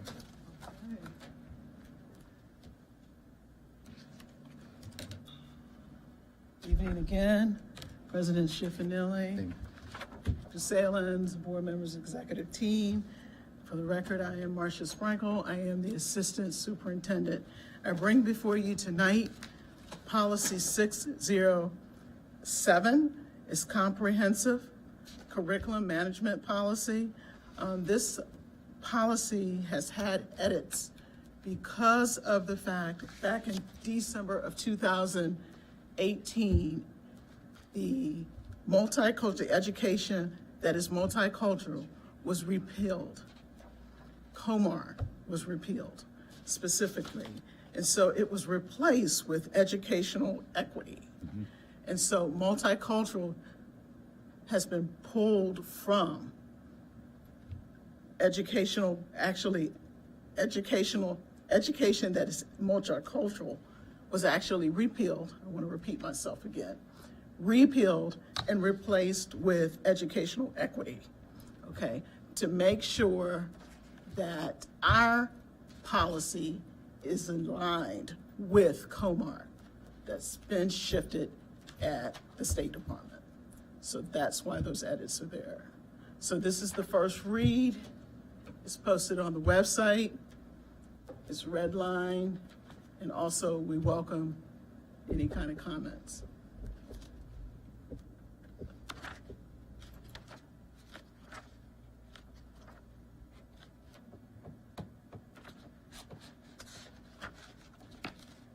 So there's really not much changed, right? Just some administrative No, adjustments? just to align with the new COMAR. Yeah. Right. Which was in 2018. It's not real new, but No. it's been a while since we made revisions to our policy. Right. Well, as you know, under the direction of Dr. Kibler, we put all of our policies on a timeline for review because they many of them hadn't been reviewed in many, many years, and should be reviewed no less than every 4 years. So that's why this is coming across now, that we have an opportunity to review policies and see that this is not aligned Right, with yeah. OMR. And I know Dr. Kibler's done a great job managing that. It's a lot. So, It's a lot. it is, all right. And COMAR was changed, equity in education. I think Yes. a lot of us are familiar with that. And so everything looks fine. And that's first read? Yes, All it right. is. And same thing, the public can go take a look, review it, and Absolutely. make comments. Thank you. All right, thank you, Dr. Sprinkle. All right, moving on. First read for policy 638, student behavior interventions. Ms. Smith. Good evening, President Schiffinelli, Dr. Salins, board members, executive team. For the record, my name is Jolene Smith. I'm the Supervisor of Special Education. I bring before you this evening a first read on Policy 638, Student Behavior Intervention. This is to bring our policy in line with COMAR regulations that were updated or changed effective July 1 of 2022. Kind of a brief overview of the changes. Again, very similar clerical changes, nothing in terms of procedure or practices actually changing. We did remove the term seclusion from the policy itself. We have not actually practiced seclusion prior to this change in COMAR. However, we are removing the language from the policy itself because seclusion is no longer permitted in the public school system. We also defined a functional behavior assessment as well as trauma-informed intervention, and then altered the definition of restraint to bring it in alignment with the language that's reflected in COMAR.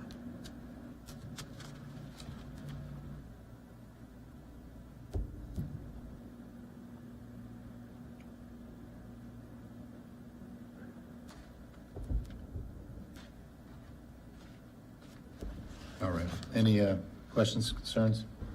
No? All right, thank you. We're at 5.09, second read, policy 415, employment of substitute teachers. Dr. Knoll.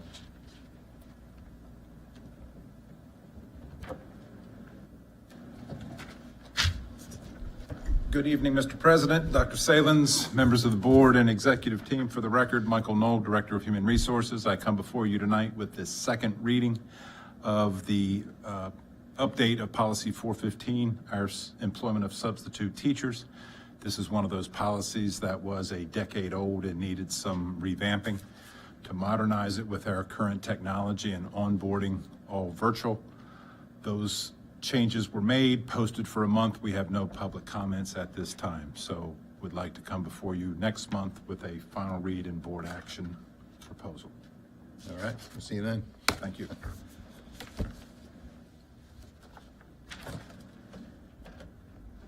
Let's see, blueprint implementation plan. Dr. Kibler.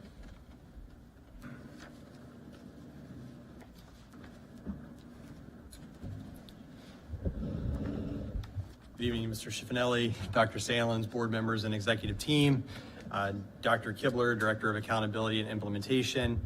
I come tonight to present to you, it's posted on board docs, the first official submission of the Queen Anne's County Public Schools Blueprint Implementation Plan.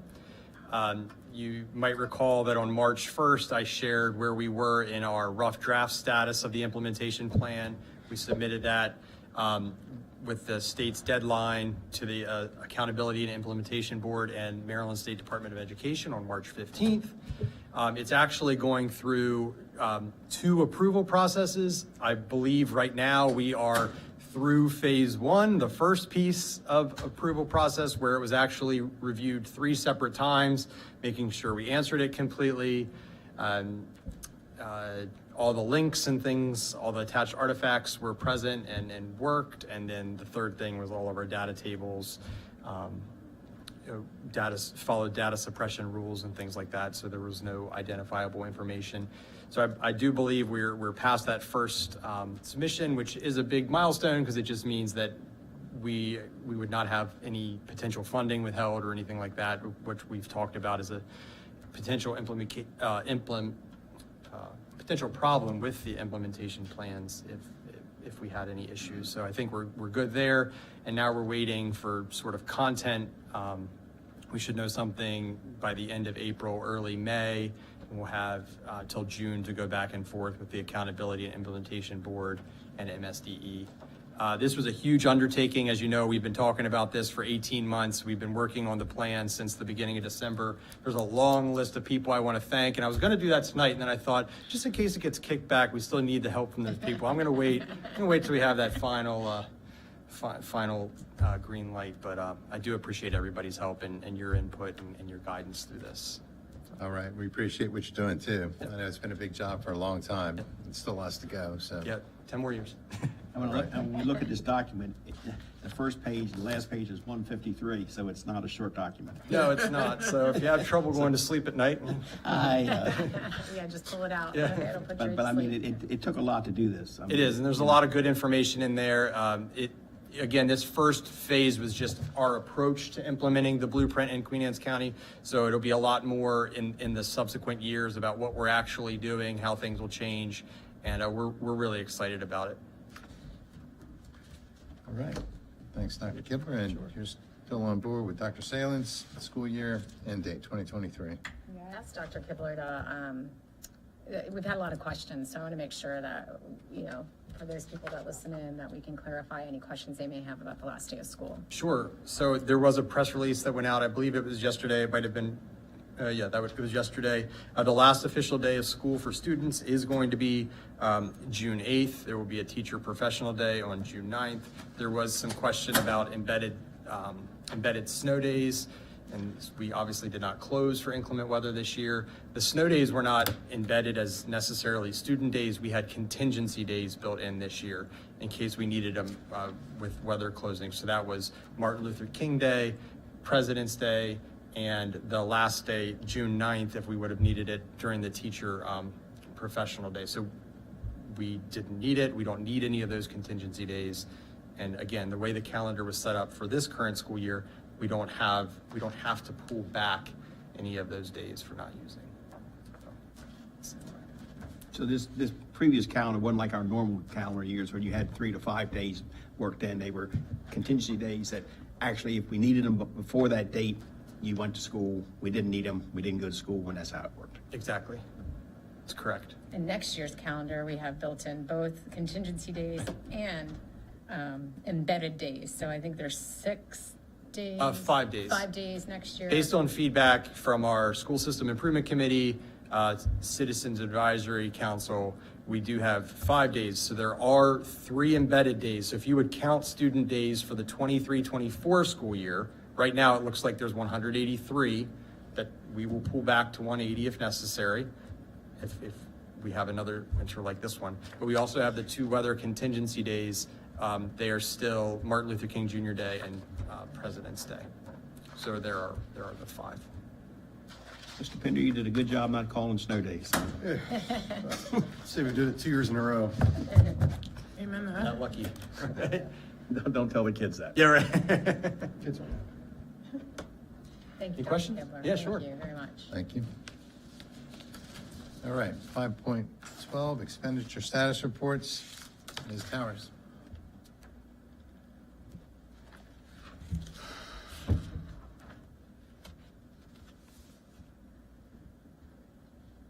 Good evening once again.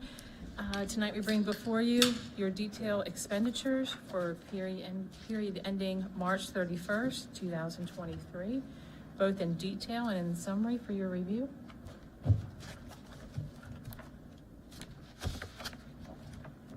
And it looks like we're in categories pretty good. That includes our later on Correct. reassessment. That's included in this one right here. And then we have some negative amounts that we'll address with the budget amendment coming up later on.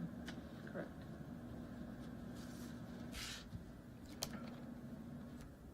Questions, concerns? Anybody? All right, ESER 2 and ESER 3 breakdown. Right, ESSER 2 is getting ready to wrap up. The end date's 9/30/23. The available balance is a little under 100,000.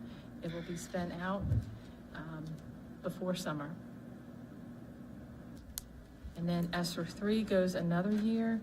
And this is going to, this supported our summer school program last year, or summer enrichment program. And this year it'll go to help supporting the credit recovery at the high school. Quick question, Ms. Towers, about the ESSER 2. Is any of that going towards summer school this year? Or what are we bringing it down? In ESSER 2, what's remaining is your indirect costs, which is our administrative piece of under 20,000. There's going to be some supplies and materials as well as Schoology for finishing up the year. Thanks. Of course. Any more questions? No? All right, right now we're scheduled for a break.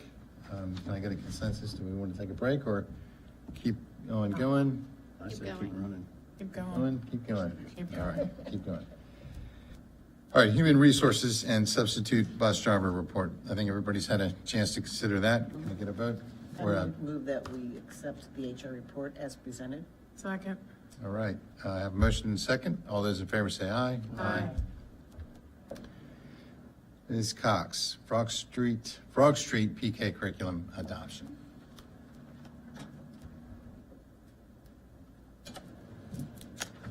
Good evening, President Schiffinelli, Dr. Salins, members of the board and executive team. For the record, I'm Cheryl Cox, the supervisor of early learning, English language arts pre-K through 2, ESOL, and migrant education. On March 1st, we brought to you an information item with the results of our pre-K pilot for Frog Street. Was our selection. I talked to you about Franny the Frog. We had a 30-day review. All the feedback was extremely positive. At this time, we're looking to move forward with the adoption of Frog Street for all our pre-K classrooms as our integrated curriculum in Queen Anne's County Public Schools. I did have a couple questions about financial. What was the delta? You said 2 of the programs that you looked at, 2 of the 3 met your needs, except for the conscious discipline in the third one. What were the delta in the 2 programs? What were the, I'm sorry, What was the difference in cost between the 2 programs that did meet our needs? It was a couple $1,000.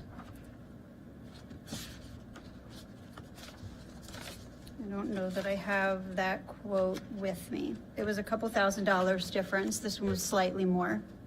Okay, and then it says there's a 3% fee for credit card over 50,000. How are we paying this? I guess maybe this, I don't know if Ms. Towers wants to answer. Right, we'll pay by, we'll secure it by a purchase order and then follow up with a check once everything is received. Okay, thanks.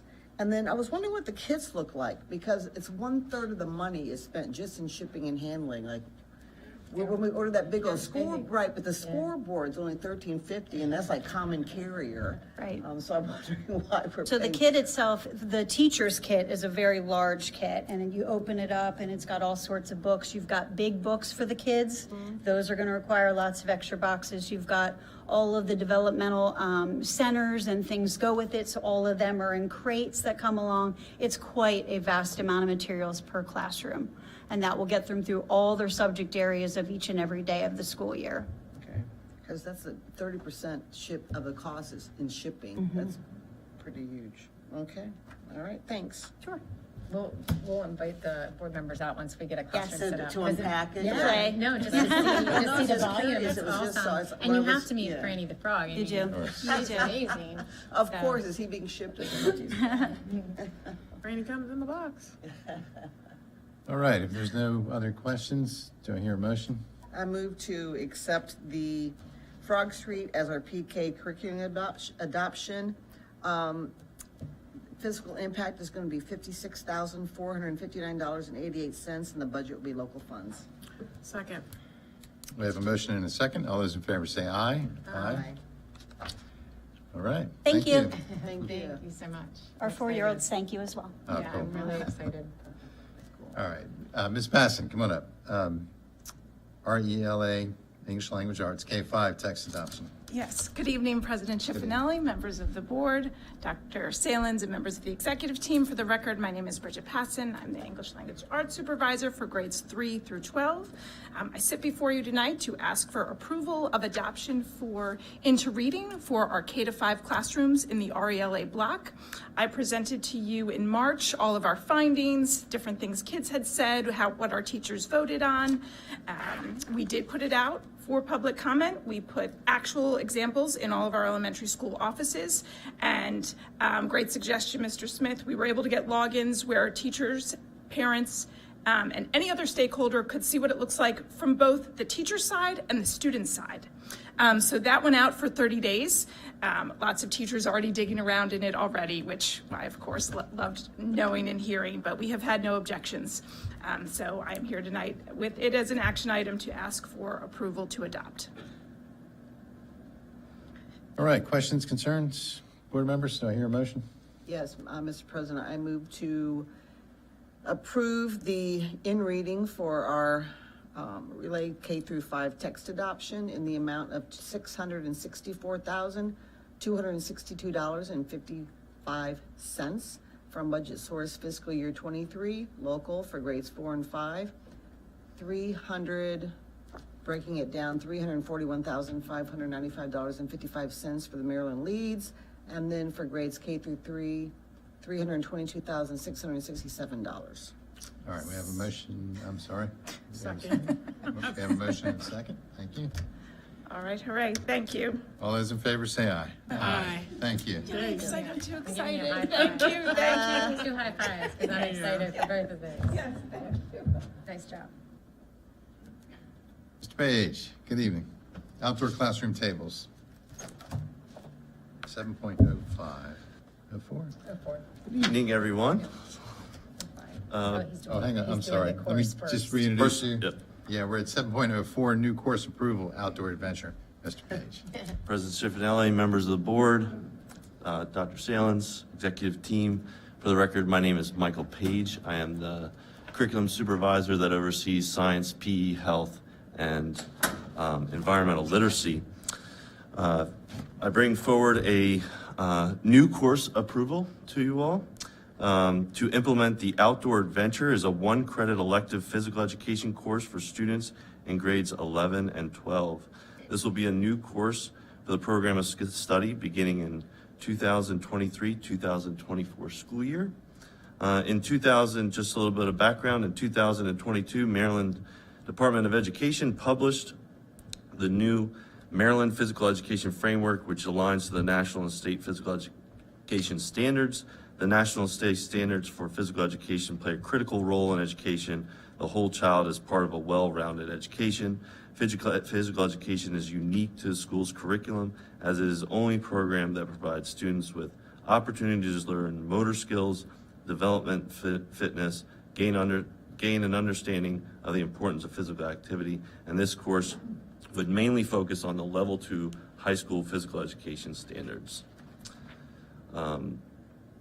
So I recommend, the superintendent recommends the board approval of the new course, Outdoor Adventure, beginning in 2023-2024 school year. All right, and I'm looking at the description here.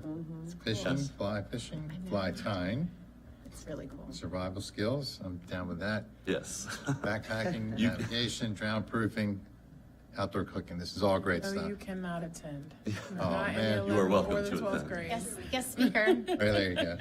I did have a question. Yes. I mean, I assumed that was gonna be PE teachers, but these are some really cool expertise things that we're a Waterman community. Do we have any, Partnerships? lectures? Yes. or- Okay. So we are working with that. We've already begun conversations with the new Y in terms of utilizing their facilities for our aquatic portions of these this course.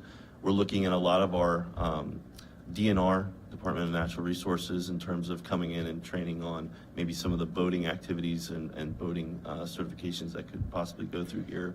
We're also looking at some of our environmental educational partners that are already providing services for us to help out with a lot of those activities and services too. So absolutely, this is something that I think not only the students, the teachers, but also the surrounding partners are really excited about. No, it's very exciting. I felt like President Schiffinelli, that the description is awesome. I also would like to attend, yes, but, Chaperones. all right.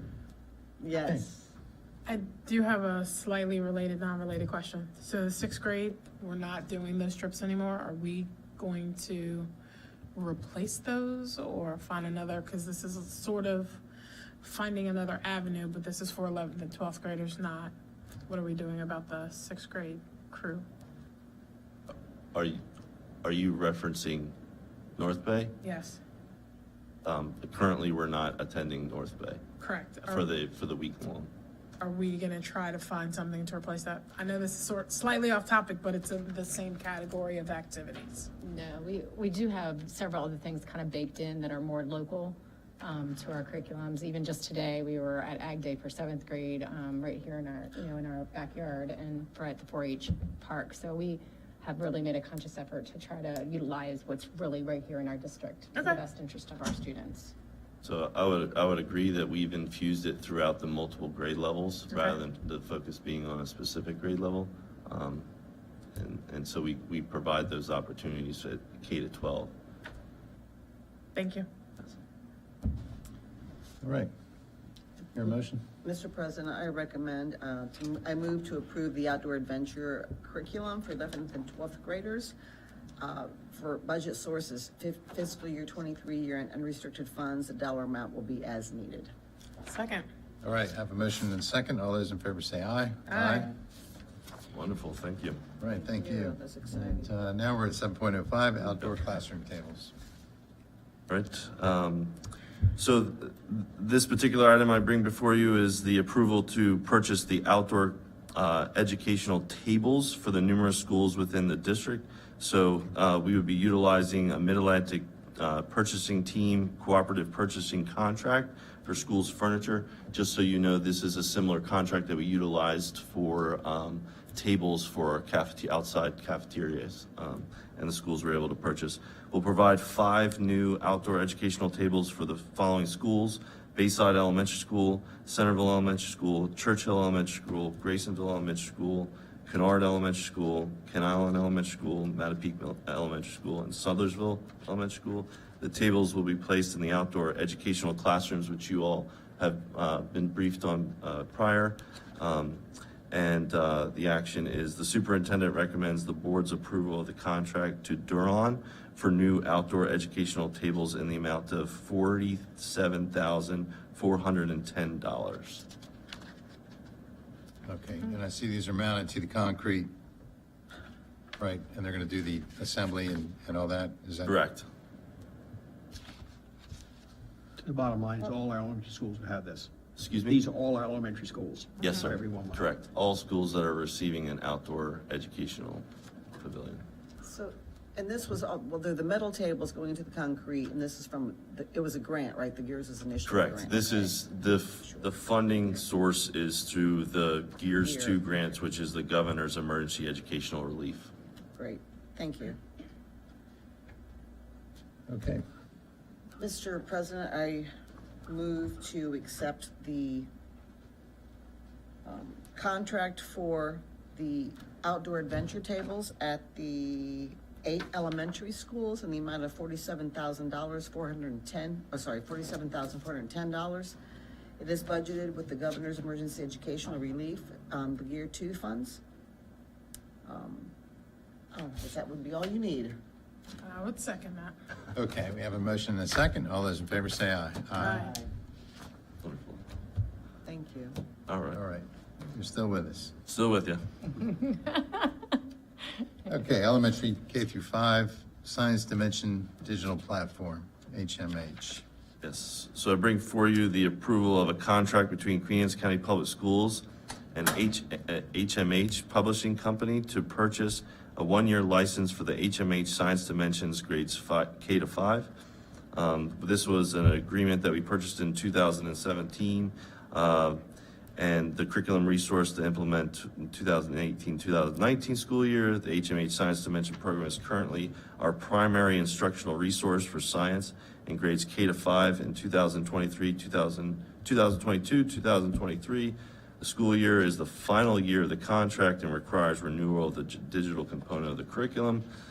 This particular item is unrestricted operating budget and the cost of $80,856. And the action is the superintendent recommends the board's approval of the contract between Queen Anne's County Public Schools, HMH Publishing Company, to purchase a one-year license for the HMH Science Dimensions grades K to 5 in the amount of $80,856. We're doing a one-year contract. Is there a reason for that, not a multi-year? Don't have the money. Yes. Okay. So Yeah, you that's The don't- why. answer is the cost. Yeah, the cost, yeah. Would there be a big savings if we did it for 2 or 3 years? That is something that we would have to look into. It does come with a significant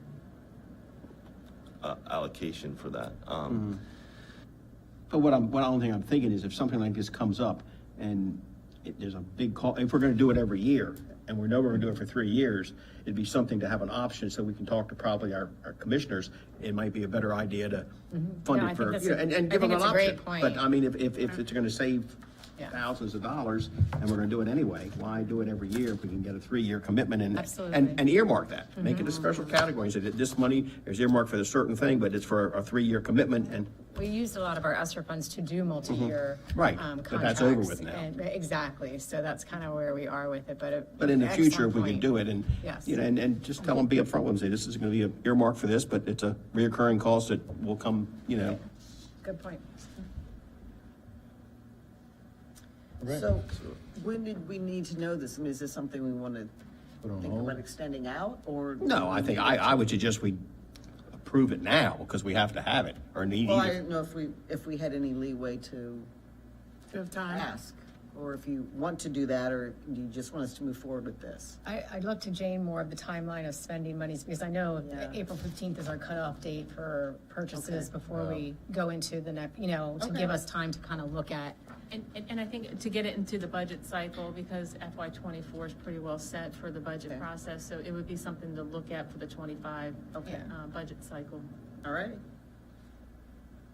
Mr. President, I move that we approve the contract between Queen Anne's County Public Schools and HMH Publishing to purchase the one-year license for the Science Dimensions of grade K through 5.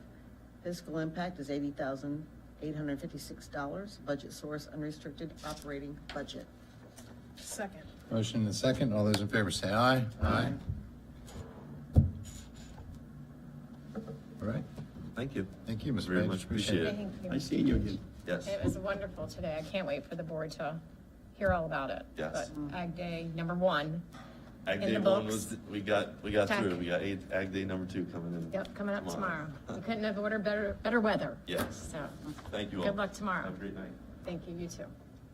Oh, that's right. Last year it was cold. Yes, and rainy. And half of the kids were in shorts. Yes, And yes. freezing to death. Yep. All right. Ms. Towers, unrestricted budget amendment. Hopefully third time is the charm here. Tonight we bring before you a budget amendment for our unrestricted fund. The budget amendment is to allocate funds into our administration to account for additional legal fees and printing costs, to add more funds into the maintenance, $320,000. It's additional repairs that needed to be made, as well as it's towards the end of the year and things are in need to be repaired. And then the final will be transportation, the additional fuel cost of $300,000. Plus, in January, there was an approval from the board to purchase those 2 2021 Thomas Motor Tour buses as well. So that's what we bring before you tonight. And whether, those are the ones that were left over, some other purchaser, we got them pretty reasonable, I And think. they have been a big hit, They've, a big hit. bus drivers that drive them up to Baltimore City every day are just tickled to death. The smaller vehicle with the same safety features, Right on. and Nice. it's really hit off very well. Right. Right. Comments? Questions? hear a motion? Yes, Mr. President, I move to approve the request for Board of Education to move money from, with the unrestricted budget amendment number 5, to move monies from special education to administration, the amount of $100,000. Instructional salaries and special education to maintenance in the amount of $320,000. And fixed charges to transportation in the amount of $300,000. Second. All right, motion and second. All those in favor say aye. Aye. Thank you. Thank you. so much. All right, Mr. Pinder, you're gonna see us all the way to citizen participation. Just in case you're And are we doing those all together? That's up to President. Yeah, thought we I were think, doing the buses. right, so 7.11 through 17 we sorry. can do together. All right. And right now so we want to do them all together. Right now, we're at purchase of portable classrooms. Yes. Yes. Ken Island, 7.08. Good evening again, Sid Pender, COO. With me, I have Jim O'Donnell, who is our maintenance foreman. And for those of you that don't know, Jim is truly my right hand and left hand. If I look at the blueprint and says it's buried over there, he's going to tell me, no, it's buried over here. So brought Jim tonight just in case you have any questions on any projects. He is truly the eyes and ears out there and doing the work. So before you tonight, sorry, we have a request to purchase 3 portables from Modular Genus, and those are 24 by 36 square foot for 864 square foot altogether. And this will be utilized in the cooperative purchasing contract that Baltimore County Public Schools used. And we are also a member of the Baltimore Metropolitan Council, which is the group that was offering this. The total price will be $362,458, and that will be coming from FY23 fund balance. I do want to add that within that cost, it does come for shipping, and then the building setup, anchoring, seams, skirting, decks, and stairs. We will still be responsible for doing the sidewalks and the fire alarm and the PA systems. But this would be a one-stop shop here of, having those installed. If we were able to have this approved tonight, then this will allow us to meet our deadline of having them in place and set up by the time August rolls around for the 9th grade students to attend Ken Island High School. So the first question we're gonna get is about security. Since these are portables outside the building, they are not under the main roof. What are we doing to? So we are looking at putting some additional fencing there. We've also adding additional A-phone, and proximity card on the one side, so it's a shorter walk for students to get in and out. And then also, we have a couple other things that we want to do security-wise that we're still kind of talking about. So there will be some things put in place for that. Okay. I do understand your concerns. Mr. Saboria has been a part of the Perfect. assessment of it, you know what I mean? So some of the things that we will be putting in place, we wouldn't necessarily share out to the public to make sure that we would include, security pieces. But he is absolutely a part of 100% of the development of that plan. And you have the answer, but people would probably want to hear. Oh, that's fine. Yes, Yep, sure, I and understand. it's a great question. Oh, it is. It's a great question. Utilities, we have utilities close enough to hook everything up under a reasonable amount of cost. Somewhat. We're gonna have to get probably an electrical engineer out there to look at what we have and where we're gonna have to gain more power. We had, at one time, we had 8 portables out there. I'm hoping that we can reutilize that and just do flow mold back out to the 3 new portables. They got like split units or something in there to heat them with or cool them with. Yep. So they should be, Most of them are self-contained. The newer portables are using a barb system that actually hangs on the side of the portable. So it's 1 unit, or actually 2 units that'll control everything. like a mini split or something. Yep.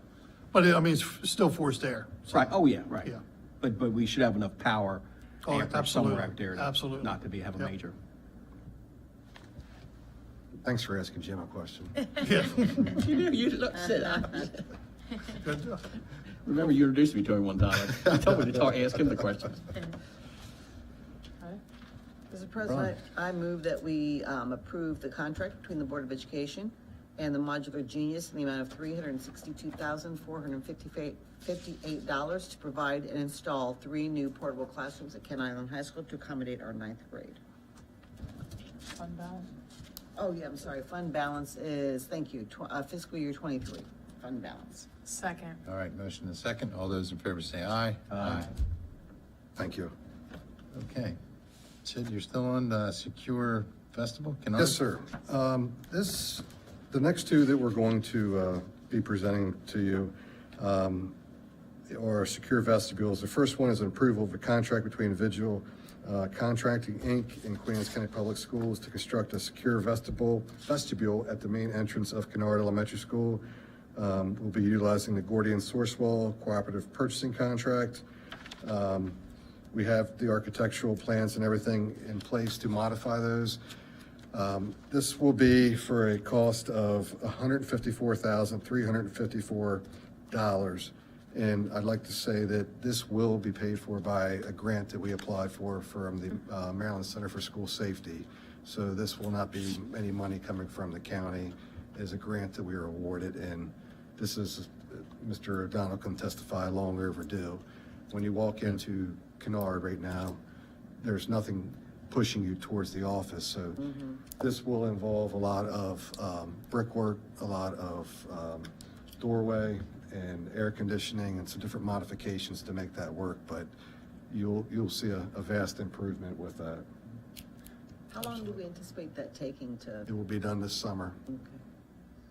So we're trying to get these approved now so that when June 8th hits, boom. No pressure. You know.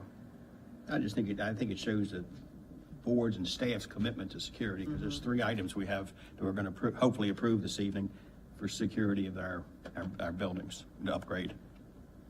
So I did have one question about the one for, since we're doing them 2 together, the one for Queen Anne's.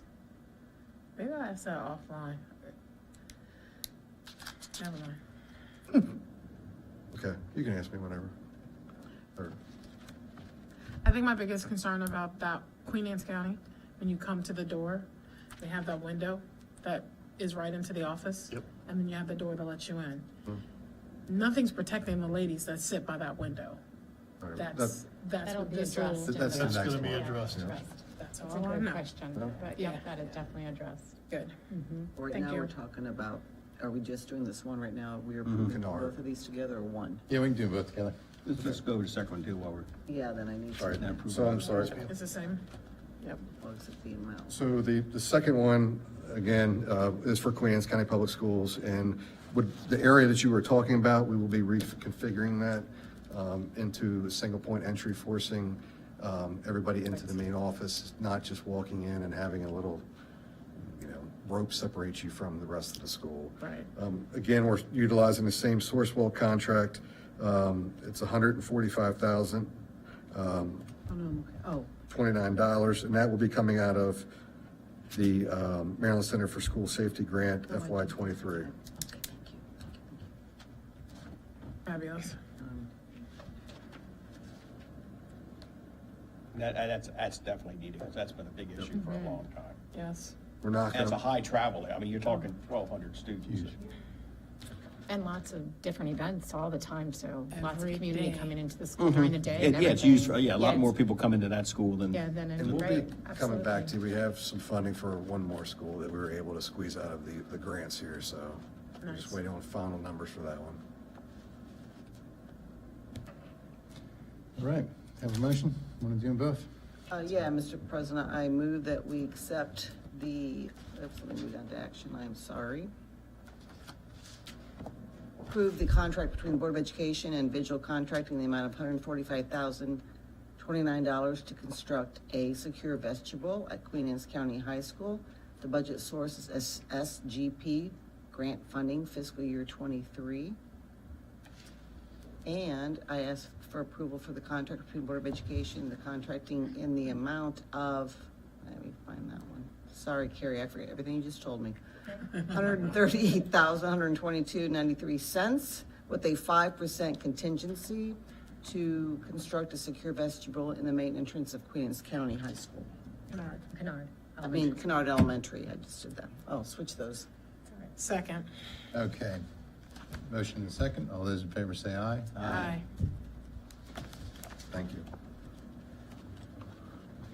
All right, moving along. The next 1, 2, 3, 4, 5, 6 Five. are 35. new used bus. Okay, 7, 11, 12. Okay, 5. I'll take your word for it. New and used bus purchases. Mr. Pender. Sure, do you want to group these all together in one? I think so. All right, so I'll just say the bus number and the owner. First, we have bus 2510 from Mr. Whitlock that is eligible to be replaced. The second bus is bus 10409 for Mr. Hanzo. The third bus is bus 1109 for Ms. Schaefer. The next bus is bus 10509 for Alfonso Sorrell. Next bus is bus 2910 for Sharon Asquith. And all of those buses are either will be in their 14th year or their 15th year. So if you remember, it was just 12 years that we had a few years ago until they added the extra 3. So we've been able to get 3 more years out of those. And all of those buses, will come with a PVA that we keep a schedule on, just to make sure that we're staying consistent.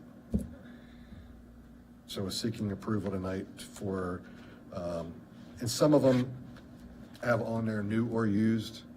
So if it is a used bus, the PVA will be rated at that year. It would not be like a FY 23. It's just going to depend on the market and the manufacturing, which is very slow right now. Can they get a waiver to run it, like if they order a bus today after we give them approval and it doesn't come September the 1st, can they run that bus for another couple of months? Once it hits that 15-year, it's done. You will see some at private schools that aren't held to those restrictions that they can get a couple more years out of, but you're done. It's 15, done. Are we anticipating any of these being the smart buses or the electronic ones? Just thought I'd ask. That's double the cost. Gotcha. Okay, any other questions or concerns? Discussion? I have a motion. Mr. President, I move that we approve the purchase of 5 new or used buses, 2510, for the buses 25109, 1040, 1109, 10509, and 2910 fiscal year operating budget, 24 operating budget. Second. I have a motion and a second. All those in favor say aye. Aye. Okay, 7.16, new stadium scorecard. Yes, seeking approval tonight for a contract between Daktronics and Queens County Public Schools to purchase a new scoreboard for the stadium at Ken Island High School. We'll be utilizing the Sourcewell Cooperative Purchasing Contract 050819, DAC. And Daktronics will provide a new scoreboard, will include freight and delivery. And the cost for that is $29,325. And this is actually coming from a fund that was created when Ken Island High School opened up. And it's just accumulated interest over the time. And they, Mr. Kenna and Mr. Harding were trying to think of something they could do that would benefit the majority of the students, and spend some of that money on that project. We do have some local companies that are going to help us install that. But this is a straight change out. We're not going to have to move anything. It's going to line up with the poles and all that to keep the cost down. And only $13.50 for shipping and handling. It's only 1%. All right. I noticed that. I did calculate that. Right. Mr. President, I move that we approve the contract between the Board of Education and Daktronics in the amount of $29,325 to replace the stadium scoreboard at Kent Island High School. And the budget source is the Kent Island High School funds that were donated. Second. All right, motion and second. All those in favor say aye. Aye. All right, 7.17, communications, electronics. Yes, sir. Seeking approval tonight with a contract with Communication Electronics to purchase 100 Motorola SL300 portable two-way radios. We'll be utilizing the Sourcewell Cooperative Purchasing Contract. These two-way radios we have tried at Sellersville Middle School, and we've had a lot of success there. We're seeking the amount of $43,500, and this will be coming out of the Restricted School Safety Fund. And if you're wondering why we've kind of selected these, a lot of the schools each year buy a cheaper brand, and they simply just don't work, or they may work for a few years. But Mr. Sabori put a lot of research into this, and basically we can have a communication from here out to Queen Anne's County High School still on the radio. And part of the other, if we can standardize the radios, we're putting each school on a different channel. So when they have to transport to another school, we're not handing out other radios. We can simply just go switch the channel, communicate with that school in case there's an emergency. So our goal is to replace the ones that the administration have and the SROs have at each school with these, so that the channels are already located, and it's a much safer way to go with this. Any questions? The biggest thing is we don't have to worry about connectivity with this. Mm-hmm. So this is an immediate way in an emergency situation to access help and not be in a situation where we'd have to default to a cell phone or connectivity concerns that we have throughout the district. So they really are a godsend in schools, to be honest with you. Well, we've and, talked about that. Remember when they said that in some emergencies, because parents and kids are taxing our internet, and when something's going down, that we may not This be really able is to- the best, and these It's- are excellent radios, and that will last us a long time and really serve our schools We were well. able to get them at a really good price too, so. Are we able to donate the other ones and We'll see. get anything for it? We'll see. Okay.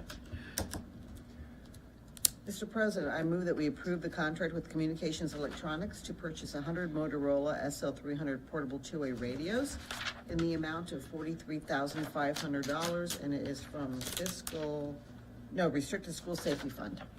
Second. All right, motion to second. All those in favor say aye. Aye. All right, thanks, guys. I appreciate everything. Thank you so much. Thank you. Brings us to citizen participation. Anybody here for public comment? One more. All right. I like how she raised her hand. Forever.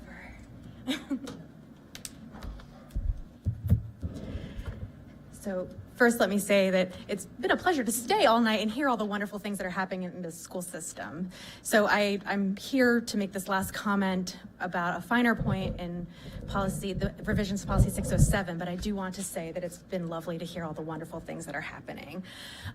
The finer point to the revisions to policy 607, as I said in my comments at the beginning of the meeting, I understood that those revisions were in response to COMAR 13A and the change in that language. However, 13A, as it exists right now, includes cultural responsiveness and cultural competency as part of the equity lens that 13A represents. And the current language in the QACPS proposed revised policy strips out culture as part of the equity piece that it's talking about. So I have stayed all night to respectfully request that revisions are made to this revised document to reintroduce cultural responsiveness or cultural competency into that piece to more fully represent the equity lens that COMAR 13A calls for. Thank you. Thank you. Thank you. All right, no one else? Future meetings and events, we'll have our next work session April 19th, 2023 at 5 p.m. And that'll be followed by May 3rd meeting at 6 p.m. open session. Bring up one thing. I don't know how this gets brought up, but on RFP for legal, we've had our attorney, which has been very helpful for 5 years. I think it was a 3-year contract, renewed every year or something. Would it be appropriate to send that out for an RFP? Absolutely. To see what we've come to find out. I think that might be appropriate and diligent. Mrs. Towers and her team can absolutely do that for the board. I'll take care of that. Can I bring up one more new piece of business? So we also have get an update for our audit, our energy audit? Sure, absolutely. Is it Synergistic. time yet? Synergistic yet? Synergistic. Yeah, We just I mean, had we a- come in, we can introduce the gentlemen and all. I mean, they're still putting together a lot. Nothing He big. just started last Monday. Oh, then let's go. And so he's just getting on board and kind of feeling his way, but, you know, in a month from now, we certainly can bring him to the board, at least introduce him, so you could see him and know, you know, the familiarity that he'll be in the schools and such, so, but we're happy to. It actually, See the new guy at the, No. awards house? Next No. week. No, that's a, he's a maintenance person that was out. Oh, Gotcha. Yeah. Gotcha. But no, we're happy to do that. Yeah. Certainly let's maybe put it on June for a full Yeah. update of Yeah. Synergistics and an introduction and such. That's a good time. Carrie, did you put the dates out for next school year for the board meeting dates? Are we supposed to address those? That's just for everybody to review, and then we can circle back into next week. Okay, that's fine. Yeah, because I did have a recommendation that July 5th is kind of usually during the week. We might want to push it to the next Sure. week. So that's going to be up to the board. Okay. And everybody has a copy. Okay, perfect. Thank you. All right, motion to adjourn? If there's no Move to other adjourn. business? Second. All right, all those in favor say aye. Aye. Thank you.